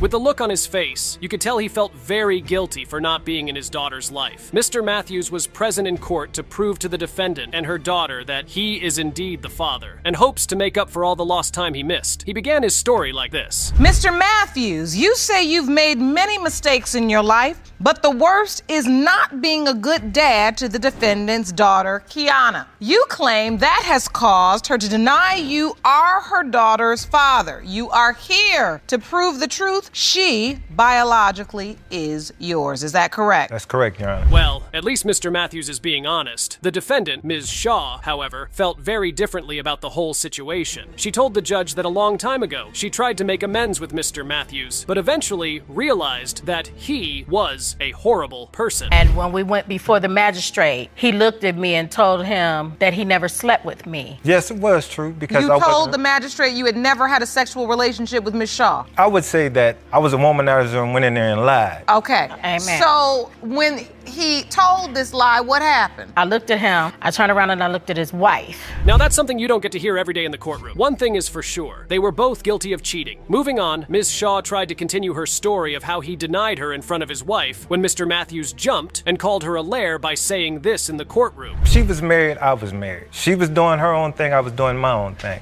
And the way I looked at it is we both was having fun, we both was young. You know, and when she told me she was pregnant, I was too busy trying to enjoy myself because I wasn't trying to be with no one woman, I already had a wife. So the point is, when you stood in the courtroom with your wife and you said you never slept with Miss Shaw and you knew you weren't telling the truth. If you ask me, something isn't right with their story. I mean, if Mr. Matson was always going to their house, how did it turn into a big mess? Well, Ms. Thompson took the floor and said this. I remember it being really uncomfortable, honestly. I felt like I was the stepchild. Like, you know, the way that he was with his other kids, he wasn't like that with me. So I wanted him to feel the way he felt about his other kids about me. I did, but I wasn't really there either. So, Miss Shaw, I want to know from that point, you decided I'm not even going to be bothered with trying to prove that he is my daughter's biological father. Yes, Your Honor. Just like Mr. Matthews, Ms. Shaw also had fun with other men. Now, isn't that interesting? Anyway, Mr. Matthews then went on to tell the judge how he always took good care of Ms. Shaw while she was pregnant and still married to her husband at the time. You had me rubbing your stomach and all that good stuff. I had you rubbing my stomach. Yes, you did. Yes, you did. Stop that and here it is, talking about bring me a fish sandwich over to the house. Yes. And I'll I'm tell you like, something, that fish sandwich is magical when you're pregnant. Yes. I used to crave those too. That was funny you said that. I said, now that testimony is true. Yes. On my God. Did she just say 4 other guys? Damn. Ms. Shaw must really love getting her tank filled up to the max. Now, out of the many men Ms. Shaw had been with, her daughter told the judge that Mr. Matthews was the man she wished was her father. And this was her reason. Oh, you did have a preference. Mr. Matthews. Mr. Matthews was the man you wanted to be your father. Yes, Your Honor. Why him? It was just the way that I saw him with his other kids. When's the last time you saw Mr. Matthews? I was a junior in high school, so it's been about 14 years. Your testimony is true. You've been a pretty bad dad. Yeah, I was a terrible father. Ms. Thompson went on to tell the judge that while she was growing up, she didn't enjoy her childhood because everyone around her had a dad. But due to her mom's lifestyle, she was left without one. Even her mother's husband at the time did not want anything to do with her. Ever lead you to seek out the other? No. Well, you knew your mother's husband. No, I didn't know him. You didn't really know him either? No. We tried to make it work for the kids' sake because we had 2 sons together. And after she was born, when he looked at her and he said, she's not mine. Now that had to be one crazy situation. Having all those men in one place at the same time. I wonder how she handled that. In the midst of all that yapping, Ms. Thompson goes on to drop a mind-blowing revelation in the courtroom, and it went like this. A lot of the times I feel like he only wanted to be around me to be around her. Wait a minute. Oh, wait, whoa. Because there's a lot of times where she's like, oh, I talked to Mr. Matthews today, and she would talk to him, and I hadn't talked to him for 10 years. So how can you talk to her, but you're not talking to me? I tried. He only tried within the last 2 years. Oh yes, they are. The way they flirted with each other would make one think they still had feelings for each other. Anyway, the results are finally in, and it's time to see if Mr. Matthews is actually Ms. Thompson's father. Mr. Brooks is not her father. What are you feeling in this moment, Miss Shaw? That's what she needed. Be the father. He's not gonna be there. Mr. Matthews, you are not the father. I'm so sorry. Wow. Neither gentleman is her biological father. She'll always be mine no matter what. A 29-year-old woman, Ms. Bronson, brings a man, Mr. Roberts, whom she has known all her life to be her father, to Judge Lauren's courtroom. Mr. Roberts claims that he has reasons to believe that he's not her real father, that another man, Mr. Banks, who is also present in the courtroom, is her real father. Ms. Bronson, you have always known the defendant to be your biological father, but have opened your case against him to prove paternity because he now claims he has reason to deny he is your father. Is that correct? Yes, Your Honor. Ms. Bronson said she believed Mr. Roberts is her father. She said he's the only father she has known for the past 29 years. Mr. Roberts said he has raised Ms. Bronson as his own daughter. He said he didn't know anything about Mr. Banks throughout that time. He said he has been there for her, paid all the child support that was required of him. He noted that his name wasn't on the birth certificate. Your Honor, I feel Mr. Roberts is my father. He's the only father I've known for 29 years. That's my father. Period. I know him my whole life. He the only one I call my father. That's who I grew up known as my father. So Mr. Roberts is my biological father. That's it. Ms. Bronson said she has had no reason to doubt that Mr. Roberts was her real father until 2009. She said she got a phone call from her mother. That was when her mother introduced her to Mr. Banks. She told her it was the other man that could also be her real father. Ms. Bronson said she exchanged contact with Mr. Banks, that the whole details of how they started talking with each other is a little bit fuzzy. Yes, Your Honor, up until 2009. What happened in 2009? I had a phone conversation with my mother. Then she mentioned Mr. Banks, and she said, "Don't you remember the guy that I told you who thought he was your father?" Ms. Bronson said she kept the whole ordeal with Mr. Banks to herself. She didn't tell Mr. Roberts, but she eventually opened up to Ms. Blair. Ms. Blair was Mr. Roberts' fiancée. She said she had a good relationship with Ms. Blair. That's why she was able to confide in her at the time. So all of a sudden, a man named Mr. Banks comes to the picture, and this man could be your father? Yes, Your Honor. Did you say anything to Mr. Roberts? Because at the time, you believed he was your biological father. No, Your Honor, I didn't say anything to Mr. Roberts. Mr. Roberts said he found out through Ms. Blair. He said he was kept in the dark about the whole ordeal. He said he also spent 8 months in jail for unpaid child support. Some members of the audience exclaimed. He said he's $75,000 in arrears. He said shortly after Ms. Blair broke the news to him that there's a possibility that Ms. Bronson is not her biological daughter. Take me to the day you found this out. A few years ago, Miss Blair told me that she needed to talk to me about something, and that's when I found out. I was kept in the dark about all this. Mr. Roberts said he was bewildered when he heard the news. Mr. Banks, on the other hand, said he was told he could be father of Ms. Bronson when she was around 6 to 7 years old. He said he was invited to a park where Ms. Bronson and her mother were, and he was told that he's the father of Ms. Bronson. I was not expecting to hear that. It really shook me after all these years. My thing is, if the mother knew or Ms. Banks knew of somebody, why didn't somebody say something? I was the last to know about everything. And if other people knew, they should have said something. We could have dealt with this issue 20 years ago. Mr. Banks said he believed at the time that Ms. Bronson could be his daughter because of the resemblance between her and some of his family members. Mr. Roberts said he found out when Ms. Bronson was around 19 years old. Ms. Bronson interrupted and said it was not true, that she was 20, going to 21 at the time. She said her mother told her the story of meeting Mr. Banks at the park when she was 7 years old. Did you believe her? I believed it, and I said she probably can because of resemblance of my family members at that age that she was. Mr. Roberts, how old was Miss Bronson when you found out that you potentially could not be her biological father? I do believe, Your Honor, she was 19. Mr. Banks said he was not aware that Mr. Roberts existed. He said he wasn't aware he was paying child support and going to jail for it either. He said Ms. Bronson's mother only mentioned that the man she had married at the time could be the father. Mr. Roberts said he didn't know anything about Mr. Banks. He said he married Ms. Bronson's mother 2 months after she was born. She said, well, she could be a possibility because she resembled my sister when she was young a little bit.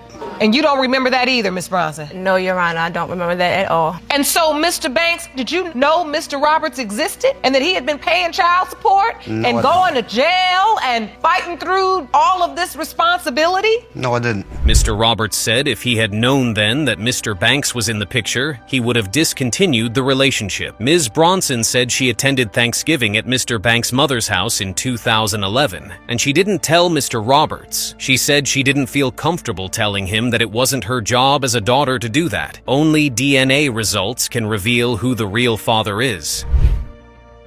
Mr. Roberts, you are not the father.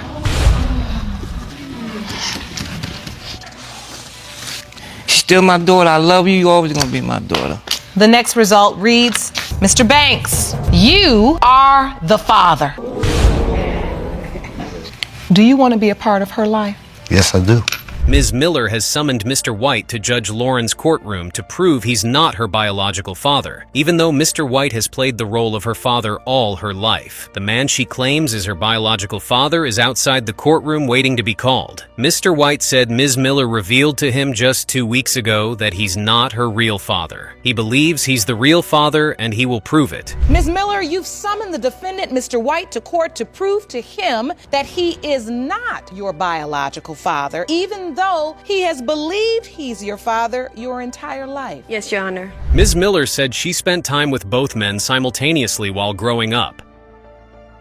That she called both of them dad while growing up. She said her mother told her then that the other man, Mr. Wright, had a higher possibility of being her real father. She said she knew this since she was a teenager. She said both men were oblivious of each other up until 2 weeks ago. I was raised around both men, but mainly around Mr. Wright. I spent most time with Mr. Wright. I used to go over to his house twice out the month, and I hardly spent any time with Mr. White. Ms. Miller said she felt selfish because she didn't tell either of them. She said she had to build up the nerve to call them and disclose the information. She said when she broke the news, Mr. White went radio silent. She said because her mother told her that she doesn't really know who her real father is. She said she had been living a lie for 30 years, that she was told she had 2 fathers. Well, like I said before, I felt selfish because I didn't tell either of them, but I had to build up the nerve to actually call them, and I addressed both of them. Hey, Dad. And I took a deep breath and I was like, I want you to prove that you're my dad. Mr. White said that in the 30 years he had known Ms. Miller, he was never aware that she was also calling another man dad. He said when he got the phone call from Ms. Miller 2 weeks ago, he wondered where she got the information from after over 30 years. He said somebody could have told him long ago, but nobody did. The entire courtroom started clapping. Mr. White, Ms. Miller's 30 years old. You weren't aware all of these years that she was calling another man dad as well? Nope, I don't even know who he is. So the entire relationship, this is your little girl. This is your daughter. Yes, Your Honor. Mr. White said he was with Ms. Miller's mom when she was born. He was with her every other night, even 8 years after she was born. He said he's still trying to figure out when and how Mr. Wright got into the picture. He said they lived together as a family until Ms. Miller was 8 years old. Ms. Miller said she can't recall living with Mr. White as a family, that her memory from there is guarded. How did he get in the Miller? And you still have no real information. I still don't believe. You've never seen this other man. I know not as I know of I am. Ms. Miller said her mom kept both men apart, that she knew that when she visited either of them, she wasn't allowed to mention the other one. She said she wasn't told, that it was an unwritten rule, that she picked up on cues from what her mom did. Even the judge was baffled on how the mother was able to handle both men without them ever clashing with each other. That they were kept apart. How did you manage that? I mean, you had things at school. Did you not? No, well, how did that happen that they weren't both there? I think he probably wasn't invited to anything because she was dating him or he wasn't, and vice versa. I think that Ms. Miller said she didn't really call Mr. White from time to time because she didn't have his phone number. With glistened eyes, she apologized to Mr. White. She said during that time she kept convincing herself that Mr. Wright is her real father, and this development affected her relationship with Mr. White. What happened on Father's Day? Your mother would just have you call both men? Well, on Father's Day, I never really had Mr. White's number like that. I didn't call him all the time, and he never had my number. I do want to apologize to Mr. White because I knew exactly where he was. Mr. Wright was invited into the courtroom. He said he had never met Mr. White up until today. He said that he's Ms. Miller's father, that he has been in her life for 30 years. Ms. Miller said she felt like she was living double lives, that this affected her social lives. She said she can't post pictures of events that she partook in, like barbecues at Mr. Wright's family house. She did all these things not to cause any drama. Have you ever seen or met Mr. White? No. You do realize at this point, Mr. Wright, that Mr. White believed over the last 30 years that he is Ms. Miller's biological father. I'm her father. I've been in her life for 30 years. Ms. Miller said she loved both men and that she was afraid of the outcome back then. She said she's closer to Mr. Wright's side of the family. Mr. Wright said when he got the call, he was shocked. Ms. Miller said neither of them were on her birth certificate. She said she looked more like Wright's family member. 2 photos were submitted showing resemblances between Ms. Miller and both men. Only the DNA results can resolve this issue. Ms. Miller's biological father is Mr. White. I'm sorry. Mr. Webb drags Mrs. Forrest, who left him for dead when he was in a coma, to Judge Lauren's courtroom. He claims he's the father of her daughter. Ms. Forrest, alongside her husband, believes that Mr. Webb is not the father, and they want to put an end to all the drama. Mr. Webb said he intends to fight for full custody once he discovers he's the real father. Mr. Forrest said he's the father, and that ain't happening. Mr. Webb, you have been waiting 2 years for this day. You claim the defendant, Mrs. Forrest, left you for dead only to find out once you got out of a coma that she was pregnant and that the baby could be yours or her husband's. Yes, Your Honor. Ms. Forrest said she met Mr. Webb when her husband encountered some trouble. She said she started a sexual relationship with Mr. Webb and they were having unprotected sex. Mr. Webb gave a different version of events. He said they were in love at the time, before he went on life support. Ms. Forrest interjected. Mr. Webb said when he got out from the hospital, he got a call that Ms. Forrest was pregnant. My husband got in some trouble and I ended up meeting Mr. Webb through one of my friends. We hit it off and then I ended up leaving Mr. Forrest for Mr. Webb. Mr. Webb said Ms. Forrest told him that there was a possibility he's the father of her daughter. Mr. Webb said he was suspicious that Ms. Forrest was seeing other men because of the discrepancies in her clock in time at work and paychecks, that there was missing time that was not accounted for. Was my child? She told you a possibility? Yes, ma'am. So that means she was admitting that she also had slept with other people? Yes, ma'am. Did you think the other person was just her husband? At the time, no, Your Honor. Ms. Forrest said that she didn't sleep with anyone else besides her husband and Mr. Webb. Mr. Webb presented a letter he got from his mother when he was on life support. He said at the time that Ms. Forrest had moved into a motel with Mr. Forrest. Mr. Forrest said it happened 3 days after Mr. Webb went into a coma, that Mr. Webb had broken up with Ms. Forrest. Were you sleeping with anyone else besides Mr. Webb and your husband? No, Your Honor. Not during that time? That's a lie, But when Your you Honor. called Mr. Webb and said, I'm pregnant, you did say, and there's a possibility. Which I didn't get back to with Mr. Forrest until after Travis had done left, or Mr. Webb has done left. Mr. Webb said Ms. Forrest was in a motel with Mr. Forrest a day after he went on life support. The entire courtroom jeered. Ms. Forrest said they'd already broken up at the time. Mr. Forrest said he had been talking with Ms. Forrest about getting back together before then. Ms. Forrest said she tried to see Mr. Webb when he was on life support,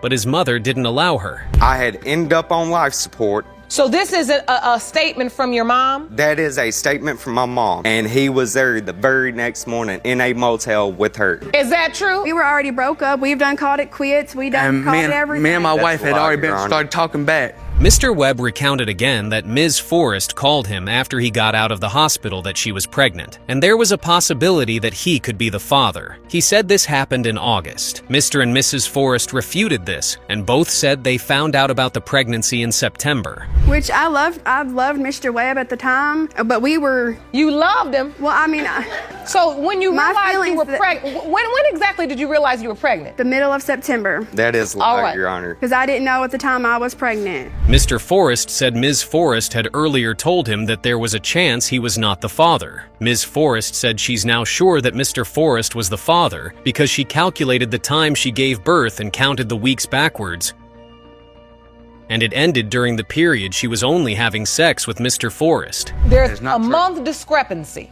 You say September, you say August. Yes, Your Honor. So when you got the news, did you immediately think you're the father? Well, she had told me ahead of time that I may not be the father, but there was a chance that I was the father. Mr. Webb said he had not been able to see the daughter since she was born. Ms. Forrest said they've set up multiple dates for that, on Mr. Webb's term. Mr. Webb said he used his last $80 to put gas inside his car, drove all the way from Illinois, but Ms. Forrest had changed her phone numbers and blocked him on Facebook. He said Ms. Forrest has blocked every channel of communication.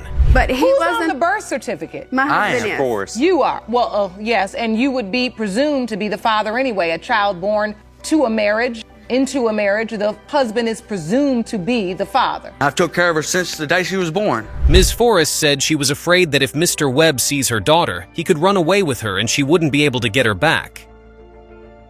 Mr. Forrest said when Ms. Forrest contacted Mr. Webb about the child, he said he didn't care. Mr. Webb, with tears in his eyes, said it was a lie. Mr. Forrest said he will fight Mr. Webb for full custody of his daughter. Only the DNA results can settle this issue. That her biological father is Mr. Webb. Be clear, you did not just cheat him. You cheated her. Ms. Whittier brings Mr. Reed to court. She claims that Mr. Reed is the father of her 22-month-old son. She said the doubts surrounding paternity have led to constant fighting in their relationship. She wants to prove he's the real father and save her family from falling apart. Mr. Reed said it is medically impossible for him to be the real father of the child. He said he's haunted with doubts every time he sees the child. Ms. Whittier, you say that you are sure Mr. Reed is the father of your 22-month-old son, Lucas. But the defendant's paternity doubts have led to constant fighting and tension in your relationship. You desperately hope to prove he is the father to save your family. Is that correct? Yes, Your Honor. Ms. Whittier said if not for the doubts concerning the paternity of her child, that she and Mr. Reed would be married. She said everything started when they were arguing one day, and she told Mr. Reed that how sure was he that the child is even his. She said it to end the argument, that she never doubted it, that she has regretted it ever since. Where do you think the two of you would be right now? I think we would be married, moving on with our lives, getting away from the conflict that constantly drags our family down. Really? And that conflict is all based upon a paternity issue? Yes, ma'am. Ms. Whittier said she met Mr. Reed when he tried to save her toddler, whom he thought was drowning. Mr. Reed narrated the whole ordeal in a funny way, and Ms. Whittier giggled all through the entirety of it. Mr. Reed said the toddler was adorable and that he loved her. Judge Lauren even commented that it was cute. He tried to save my toddler that he thought was drowning. He didn't realize she could swim. Oh, that's cute. Good reflexes, Mr. Reed. It was a baby, and she was adorable, cute little stubby thing running around the pool in a little swimmer diaper. Ms. Whittier said they had dinner together that same night, and they didn't see each other till about a week later. She said she called him, and they end up spending the next month together. She said Mr. Reed left. He returned to Tennessee. She said it broke her heart and her daughter's heart. She said he was gone for about 6 weeks.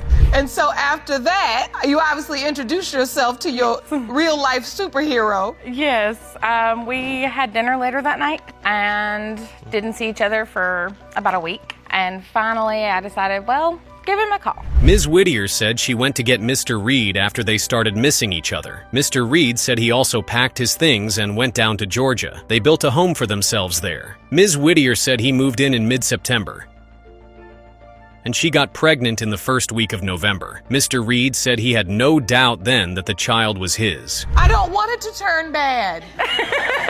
And so you went to get him? We did. I was there before the sun come up. So you packed up and jumped in the car? We jumped in the car and I headed to Georgia.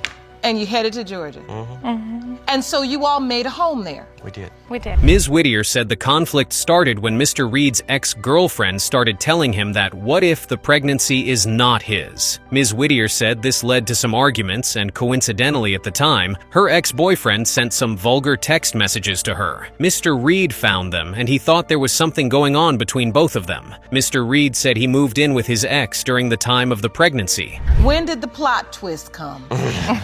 With his ex-girlfriend. Okay. The conflict started between me and her. Well, then she starts whispering in his ear, oh, well, what if it's not yours? There was some arguments. There were some arguments? Yeah. Yes. Mr. Reed said that Ms. Whittier's ex sent a sex video to her phone. It contained two people having sex. He thought at first that it was Ms. Whittier and the ex in the video. He said he later became more disgruntled as to why Ms. Whittier was still in communication with her ex. Ms. Whittier said Mr. Reed moved in with his ex after seeing the video, who then tried to convince him that the pregnancy is not his. I told her, I was like, why are you, I don't mind if you talk to him, but if he's going to send you videos like this, I told her, no, that's not okay. Okay, that's fair. I mean. Did you believe it was the ex and Ms. Whittier in the video? I think that's what he thought, and I didn't tried. think it was. Ms. Whittier said she had some health complications which led to a blood clot, and she was told that her baby may not survive. She called Mr. Reed and told him. Mr. Reed said he went to meet her, and he was there for her despite the doubts he had concerning the... Mr. Fritz appears in court. He claims he has found his long-lost daughter who was taken from him over 30 years ago. He said he found Ms. Agee on Facebook, whom he believed is her daughter. Ms. Agee said she knows who her biological father is, and she will prove once and for all that it's not Mr. Fritz.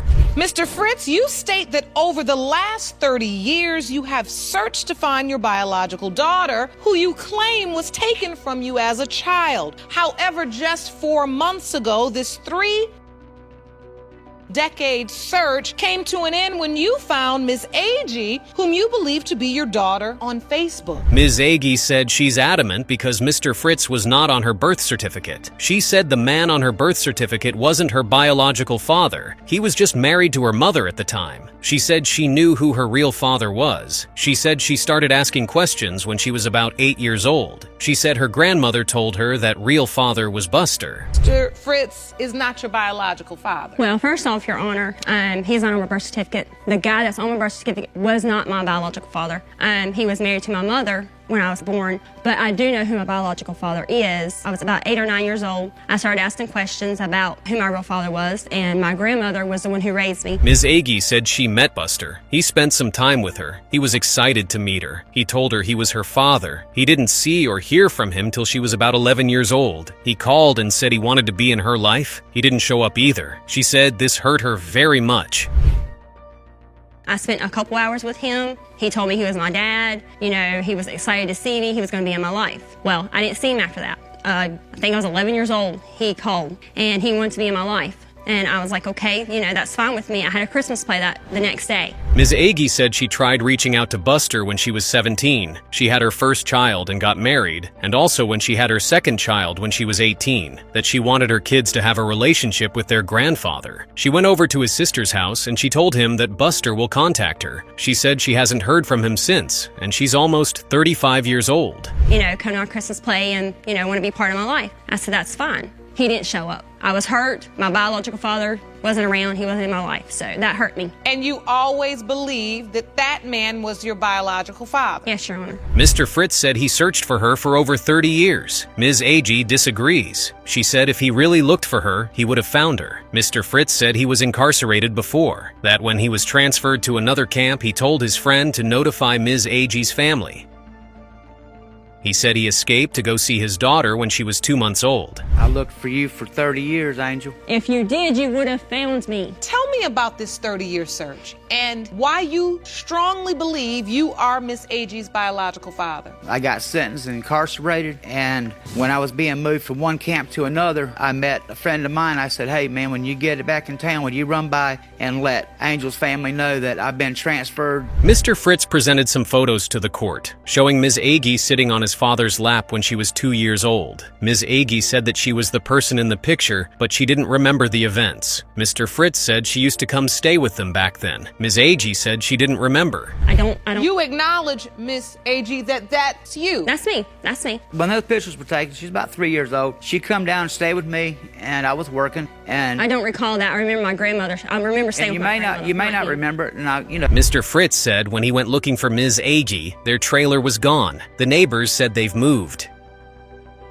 and they didn't know where. He said he went to the courthouse to search for records for anything that might tell him where they went. Ms. Agee said he's lying. She said that the town was a small town and people talked. She said he didn't look hard enough. And I want to find my kids. I'm going to find them, regardless. I didn't stop. Regardless. Very next move, I went to the courthouse. Started searching records. I looked under her family's name. I looked under the name that I knew she was carrying, which was Dial. I looked under that name, and there was nothing in the court records. Ms. Agee said she's angry at Mr. Fritz because he says he's her biological father. That why wasn't he there when she was growing up, and he's now showing up after 35 years. The judge laid out some legitimate concerns that might have hampered Mr. Fritz's search. The courtroom clapped. Look for me hard enough to find me when a guy that's supposed to be my biological dad found me. And do you understand that the circumstances that led to one man finding you there could be a separate set of circumstances that were presented to him in his search? Or maybe there were ways that he could have searched harder or deeper. Ms. Agee started crying that she has been hurt all her life and she doesn't want to experience it again. Mr. Fritz went over and hugged her. He said he loved her. Mr. Fritz said he doesn't care what the paper says, that he will be there for Ms. Agee. Ms. Agee said she was raised by her grandmother. She didn't have a mother or a father growing up. Only the DNA results can heal their broken hearts. I am her Mr. daddy. Fritz, you are her father. Yes! That's what I'm talking about.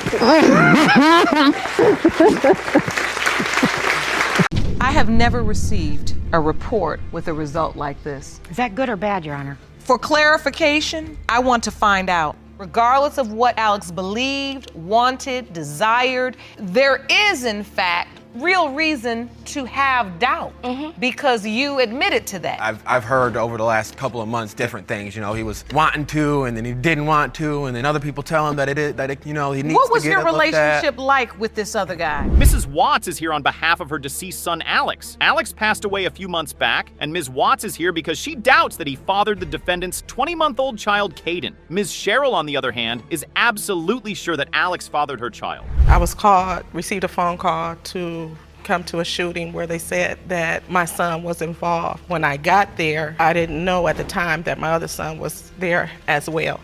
My two sons went to visit a friend who had some type of altercation with some gentleman prior to my sons coming to visit their home. And when my two sons got there, they were ambushed and murdered. That's so painful. It's the worst pain anyone can experience. Coupled with that, Mrs. Watts now has to live with the paternity doubt she has over Caden. Every time you seen Alex, you seen me, you seen him, we were always together. We planned on having a family together, having that future together, but fortunately it was cut short. How long were you in the relationship? 3 years on and off.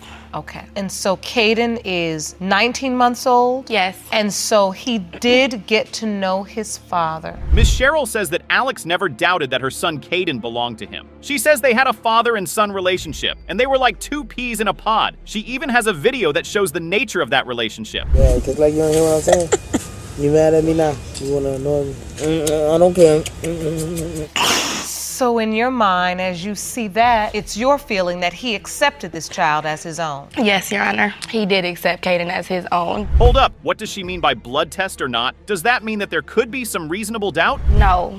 I'm saying that because, everybody has said their words and everybody feels some type of way about when it comes to Caden being Alex's child. I say blood test or not because to Alex, he didn't care to get a blood test. To him, Caden was his child. Well, the issue was my son had went away for some time, and before he went away, he told me that Alexis was pregnant. And I guess this was during the time that they were on their breakup. Oh, and this isn't hearsay. Mrs. Watts has evidence of this text message and tenders it in court. This means that Ms. Cheryl just lied in court when she said that there's no possibility that Caden belongs to another man. That was my response because I told Alex I did have a one-night stand with somebody and cheated on him. I told him in the beginning. I want to say a week or two after I had the one-night stand, I took an at-home pregnancy test and I found out I was pregnant. I know it takes a little longer for the at-home pregnancy test to detect the pregnancy, so I did say I didn't know because I know what I did and Alex knows what I did, but I also do believe he is because he, I know what happened and I know at the time when it happened. Is it just me, or does Ms. Cheryl here look a little flustered? Anyway, the point is that regardless of the feelings Alex has for this child, there is a real reason to have doubt. Is he a secret? He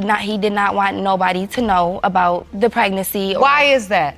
Alex was a secretive person. He did not like people in his business. And at the same time, I didn't tell my family I was pregnant either. So we both decided to keep this a secret. He was a private person. And so you can see how your son may have said, let's keep this to ourselves? Mrs. Watts says that Alex came to her house with the baby a few times, but he never for once mentioned that the baby is his child. However, he cared for the baby like it was his. Mrs. Watts says that Alex had a daughter and told everyone that the daughter was his. But he didn't do the same for Caden. I didn't tell nobody when I was in labor with Caden, Your Honor. And so Alex wasn't there either? No. No, yeah, and Alex didn't see the baby for 2 months. So what's interesting is in the court papers, I see Caden's birth certificate. On the birth certificate, there is no father's name listed. Caden's last name is not your last name, and it's not Mr. Stewart's last name. Okay, but why didn't she give the child Alex's last name if she knew that he was Alex's child? Well, Ms. Cheryl says that she just wanted to be sure and get a blood test first before changing his name to Alex's last name. That's not a very good explanation. Anyway, let's hear from Mrs. Watts' husband, Mr. Watts. Yeah, we always hung out and did stuff together, and he never talked about no babies or nothing. It was like all this is new to me this year. Oh, wait, so he's never even met me before. Like, we've never even met face to face for him to be able to have a say-so on that. I'm talking about what Alex said. He never said nothing about no baby. If somebody got a child, they gonna say, well, this is my baby. Here, mama, look at my baby. Wow, so it seems Alex also had some paternity doubts. Despite this, Ms. Cheryl still claims that the child belongs to Alex. The only way to get to the bottom of this is to check out the DNA test and see what it has to say. The percentage of relatedness between Ms. Lita Watts and Caden is 0.006%. You are not related. Do you know where Caden's biological father is? No. Mr. Runles always believed that he couldn't have children because of a lifelong medical condition. However, that opinion changed when his partner had Ireland, a baby he now claims is his miracle baby. There's only one problem with that claim. The partner in question, Ms. Taylor, claims that it breaks her heart, but she is certain that Mr. Runles isn't the father of her baby. Not in my heart. Tell the court. Well, he has I don't know what it's called. Called a hypospadias. Okay, can you describe that for the court? All it is it's where the hole in the penis is in the wrong spot. Okay. Instead of being up top, it's more towards the bottom of the head. The doctor just said that it's a big possibility that I may never be able to have kids. So Mr. Runles may be able to have kids, but the chances, according to his doctor, are uncertain. Nobody really knows for sure. That's a tough spot to be if you want to have children. Interestingly, Ms. Taylor was aware of this and has dated Mr. Runles for over 4 years. She says they tried for over 2 years and nothing happened. In fact, they'd planned to adopt a child if they couldn't have one. And then, suddenly, Ireland happened. Family and, get out in the world. We had unprotected sex and we tried for so many times to have it. Nothing was working. So then I decided to go and do something different. And wait, what did you do? You have to be specific in court. I had went and cheated on him with a guy I had actually known for a little while. Oh, what did she tell you, Mr. Runles? Let's see where this story is going. Did she tell you, Mr. Ronald? Her original story when I found out, because like I said, this is a miracle baby to me. This is, bottom line is, this don't work. If this is not my kid, I gotta go. There's not no more to it. When you found out you were pregnant, who did you tell? The other guy you were pregnant, or did you tell Mr. Ronald? I told them both, actually. I told the other guy on Facebook that I might be pregnant. It could be his baby. And I told him too. But did you tell Mr. Ronalds you cheated? No, ma'am. No, I did not. Mr. Runles says that on her Facebook, he found a message from Ms. Taylor telling the other dude that the child might be his. And that hurt him so bad that he felt like he had a heart attack. He says even right now his knees shake when he thinks about it. Then, I was there. And so at 22 weeks, you find this out, and yet you still stick by her. Yes. And you stick by the baby. Yes, Your Honor. And you are there. Yes, Your Honor. And are you there when baby Ireland is born? Yes, Your Honor, I was at the hospital. The other guy was not, by our choice, but I requested to have a DNA test done at the hospital. Especially as he thought Ireland was his miracle child. Ms. Taylor says she didn't want the DNA test because she doesn't want Mr. Runnels to leave her. That's a weird thing to say when she cheated on her partner with another man and then told the other man that he could be the father of her child. Despite this, Mr. Runnels still loves Ireland and says he will keep on being her legal father. And legally, I'm still on the birth certificate, and I'm not going to be taken off of it unless she decides to take me off of it. So Even you though are I knew that there was a possibility still in my heart that I knew there was a possibility that she wasn't mine. Mr. Runnels obviously feels very deeply for this child and would want nothing more than to confirm that she is his. But that's not how it goes in paternity court. You could want a child to be yours with all your heart, and then the child ends up not being yours. It is horrible. Of exactly what was going on. In my heart, knowing for so long that I've never had a kid. I've been trying to have a kid since I've been 18 years old, and it's just something I need to know. A lot is indeed on the line. Anyway, Ms. Taylor says she's convinced that Mr. Runnels isn't the father because she sees a lot of the features of the other man in her baby's face. I always get worried that he's gonna leave me because you never know. He's been there this whole time. But you now fear that Mr. Runnels will leave. Yeah, because when Oh no, it's gonna happen. I mean, if she's not mine, I gotta go. It's just bottom line. You positive? You're done if this is not. Yes. You cannot stay in this relationship if Ireland is not your biological daughter. It'll cause too many problems. Wow, this is really a bind. The man who wants to have the child may not be the child's father, and the man who doesn't want the child could end up being her daddy. Aside from that, is Ms. Taylor really trying to tell us that she could see this man's features in the ultrasound pictures of a baby? Really? Is that even possible, let alone likely? Well, we only known each other for almost a year. And then he came over one night and went to hang out. We hung out and it led into more than that. A week later, I took a pregnancy test. They both came up positive. And I told him not to get his hopes up on the first one because I didn't want to have him go thinking, oh yeah, I'm having a baby, and then I go to the hospital and I find out it's not Before we get into that, that's kind of funny how Ms. Taylor says that he came over. It shouldn't come as a surprise, but Ms. Taylor here doesn't sound so trustworthy. If she can cheat on a man who loves her like Mr. Runnels does, what can she not do? I was told that it happened outside of my house, in a park, somewhere outside. I did. I told him that. You did? Yes. But in actuality, this man was in my your house, home. in my bed. Since we're telling the truth now. Right. The truth. Right. Was this really a one-night stand? It or really was. did it happen more than once? It was honestly my right hand to God. It was only one time only, and that's the only time we ever had it, and then... Here's the thing. If you are coming to court, try to get your story straight. Even if you're lying, try to line your lies up. That way, you won't have to backtrack all over the place like Ms. Taylor is doing now. At this point, you might even hope the child isn't Mr. Runnels because he doesn't deserve to be with someone like her. But then again, Ireland is his miracle child. Or so he says. Match his. But me and him had brown eyes. Looks just like me. Look at her. Butt chin, my big old elephant ears. And this is Ireland. You believe she looks like you. 100%. So, Miss Taylor, does she also look like the other guy to you? Yes, Your Honor, she does. We've heard a lot. It's time to get to the bottom of this matter and see who is Ireland's father. Is it Mr. Runnels or is it someone else? Mr. Runnels, you are her father. Yes. Oh my God. So it is a Made me miracle, nervous baby. for a minute. That's It really is his baby. great. It's a miracle, baby. Ms. Gates says that a day before her son passed away, he told her that he wasn't the son of the defendant's 3-year-old daughter Alexis and 16-month-old son Nicholas. Ms. Rembold, the defendant, insists that the plaintiff's son, Nicholas Gates, is indeed the father of her child and says that the DNA test will prove the case. It's not the dad.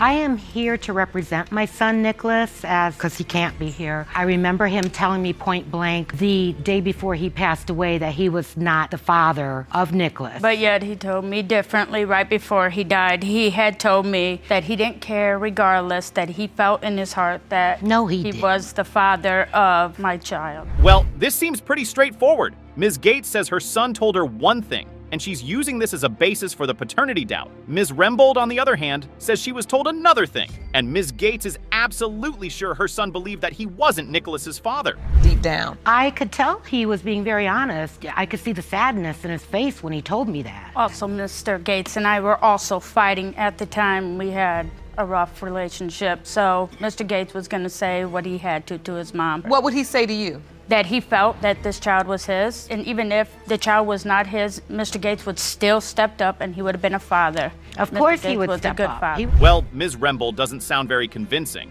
Why would the departed Mr. Gates even have a paternity doubt in the first place? There must have been some reason for that, right? To you at all, or was there doubt? Yes, there was some doubt, Mr. Gates, with Alexis. If we would argue, he would say, go find your daughter's father. With Nicholas, I had found out I was pregnant, and he told me he would not be able to live with knowing I was pregnant with another man's baby. And then right before Mr. Gates had passed away, Mr. Gates had told me that he felt in his heart that Nicholas was his child. It's not what he told me. That doesn't answer the question, though. Anyway, let's move on. What exactly did Mr. Gates tell his mother before passing on? He said, that baby is not mine. And that's all he said. And he was just very distressed. And he meant Nicholas? Yes. What about Alexis?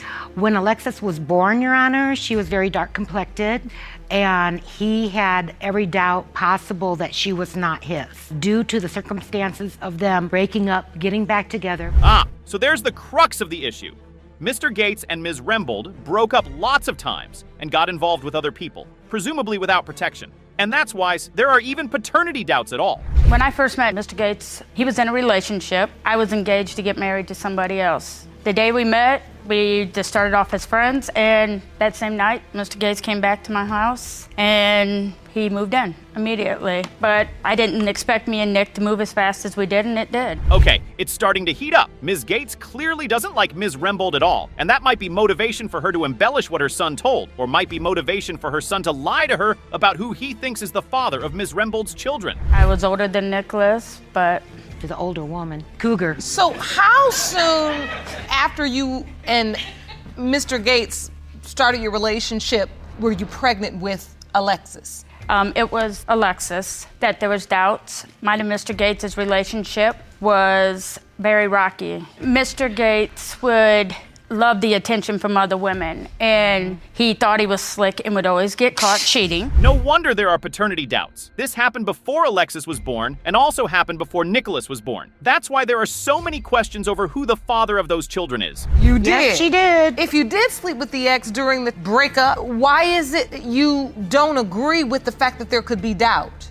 I mean, I don't blame her for having doubt. When we first found out I was pregnant with Alexis, again, me and Mr. Gates were cheating on each other. And I had told him I was pregnant, and at first he was like, is it mine? Ms. Rembold says she slept with her ex around the same time she conceived of Nicholas, but she argues that it was protected, but the protection did break. Are you serious? I didn't even know this. Ms. Rembold, you do understand that if the condom breaks, you've basically exposed yourself. I had also, Your Honor, I had ran into the other gentleman that could have possibly been Alexis's father. I showed the other gentleman the picture. He says no. Well, that's true. But despite the jokes, this is a really important matter for Ms. Rembold. She's lost the father of 2 of her children, and she's unfortunately alone in the world. I've lost everything. He used to take care of the kids, and I worked. I've had to move since the passing. I lost everything. So today's results truly mean everything to you, because having that clarity will hopefully encourage Ms. Gates to help with the children. Unfortunately, Ms. Rembold's feelings cannot wish the paternity questions away. It is still there, and Ms. Gates still feels the same way. My son loved her so much that he would watch the kids knowing she'd be going out with this man. That's how much he loved her and loved those kids, and it killed him. So you moved this guy into the house with you and And they both stayed. Okay, and so which one were you intimate with during this time? Both of them, Your Honor. That's just nasty. It's time to round this up and see who the father of the child is. Since there's no blood card for Mr. Nicholas Gates, the DNA test will be to see if the kids are genetically related to Mr. Gates' surviving parent, Ms. Gates. It has been determined by this court the percentage of relatedness between Ms. Robin Gates and Alexis Gates is 98.6%. The second result is a bit more complicated. Judge Lauren says the results are so complicated that she has to call the lab to see what's going on. Between Ms. Robin Gates and Nicholas Rembold is 64.6%. What does that mean? We then compared Alexis and Nicholas to see whether they were full or half siblings. And the results of that siblingship test showed with a 99.99995% likelihood that Alexis and Nicholas do indeed share the same Ms. Walker says before her son Delonte passed away, she had doubts that he was the biological father of his supposed son, Delonte Royal. She says that her son also shared those doubts with her the day before his passing. Ms. Royal, on the other hand, claims that her son is indeed Delonte's child. Well, Your Honor, my son was tragically murdered. The day of his passing, my son left something behind with me, and that was his doubt. And I am here today to get the doubt taken care of. Her child, her son, I don't know if that's my grandchild or not. Ms. Royal says that there is absolutely no reason to doubt that her son is Delonte's. She says she has been completely loyal to him, and no one else can say that they could be her son's father. My family, we love her son. We love him, but we just can't go all the way. We can't be 100% there. I remember one day, to fuel his doubts, they got in an argument. He seen text messages between her and a guy around the time when she conceived, and so he doubted. So if that's true, it means Delonte had some valid reasons for thinking that this child belonged to someone else. Here is Ms. Royal's version of events. I'm pregnant. I don't have nothing else to do but sit in this house. So when he came in the house, I started going through his phone, which I didn't find anything. So after that, he caught me. Yes, he did. He said, if you think I'm cheating, you can get your stuff and leave. Well, I was trying to get my stuff and leave. I got my phone. He grabbed my phone to see who I was calling. It was an older dude. I called him my brother. He's just a person I looked up to also. Ms. Walker says that's not how it was portrayed to her. She says she was told that Ms. Royal was intimate with this person, and it wasn't just a matter of calling her shorty. He embraced that child. He kissed the baby on the forehead and everything. She asked him, she said, Delonte, do you want a DNA test now? Right in the hospital? Yes. He laid his head on my shoulder. He said, Mom, I think I'm gonna throw up when he see the baby. And so when she asked him, did he want a DNA test, he looked around, seen her family members, he told her, no. Oh, that's understandable. So in front of everyone, he didn't want to embarrass her or seem disrespectful, but later he said that he needed a test. Ms. Royal says she knows nothing about this because she asked him twice, and she's sure he didn't want one. Mrs. Walker then asks why he didn't sign the birth certificate if he was so sure he was the father. Your Honor, he didn't sign it because he didn't have his ID. When we kept telling him he was being irresponsible, that was not my fault. He even got his dad's first name and middle name. Okay. I would have gave him his last name, but he did not have that ID. So that was not my fault. So do you believe he would have signed that birth certificate if he had brought his ID? Yes, Your Honor, I believe it. Do you guys really believe that? Or do you believe Delonte was just making up excuses not to sign that birth certificate before a DNA test? Anyway, it's time to round this up and find out if Delonte is truly the father of Delonte Royal. It has been determined by this court between Ms. Monique Walker and Delonte Royal, 99.99%. Period. You are related. Period. Yes. Period. Yes. Period.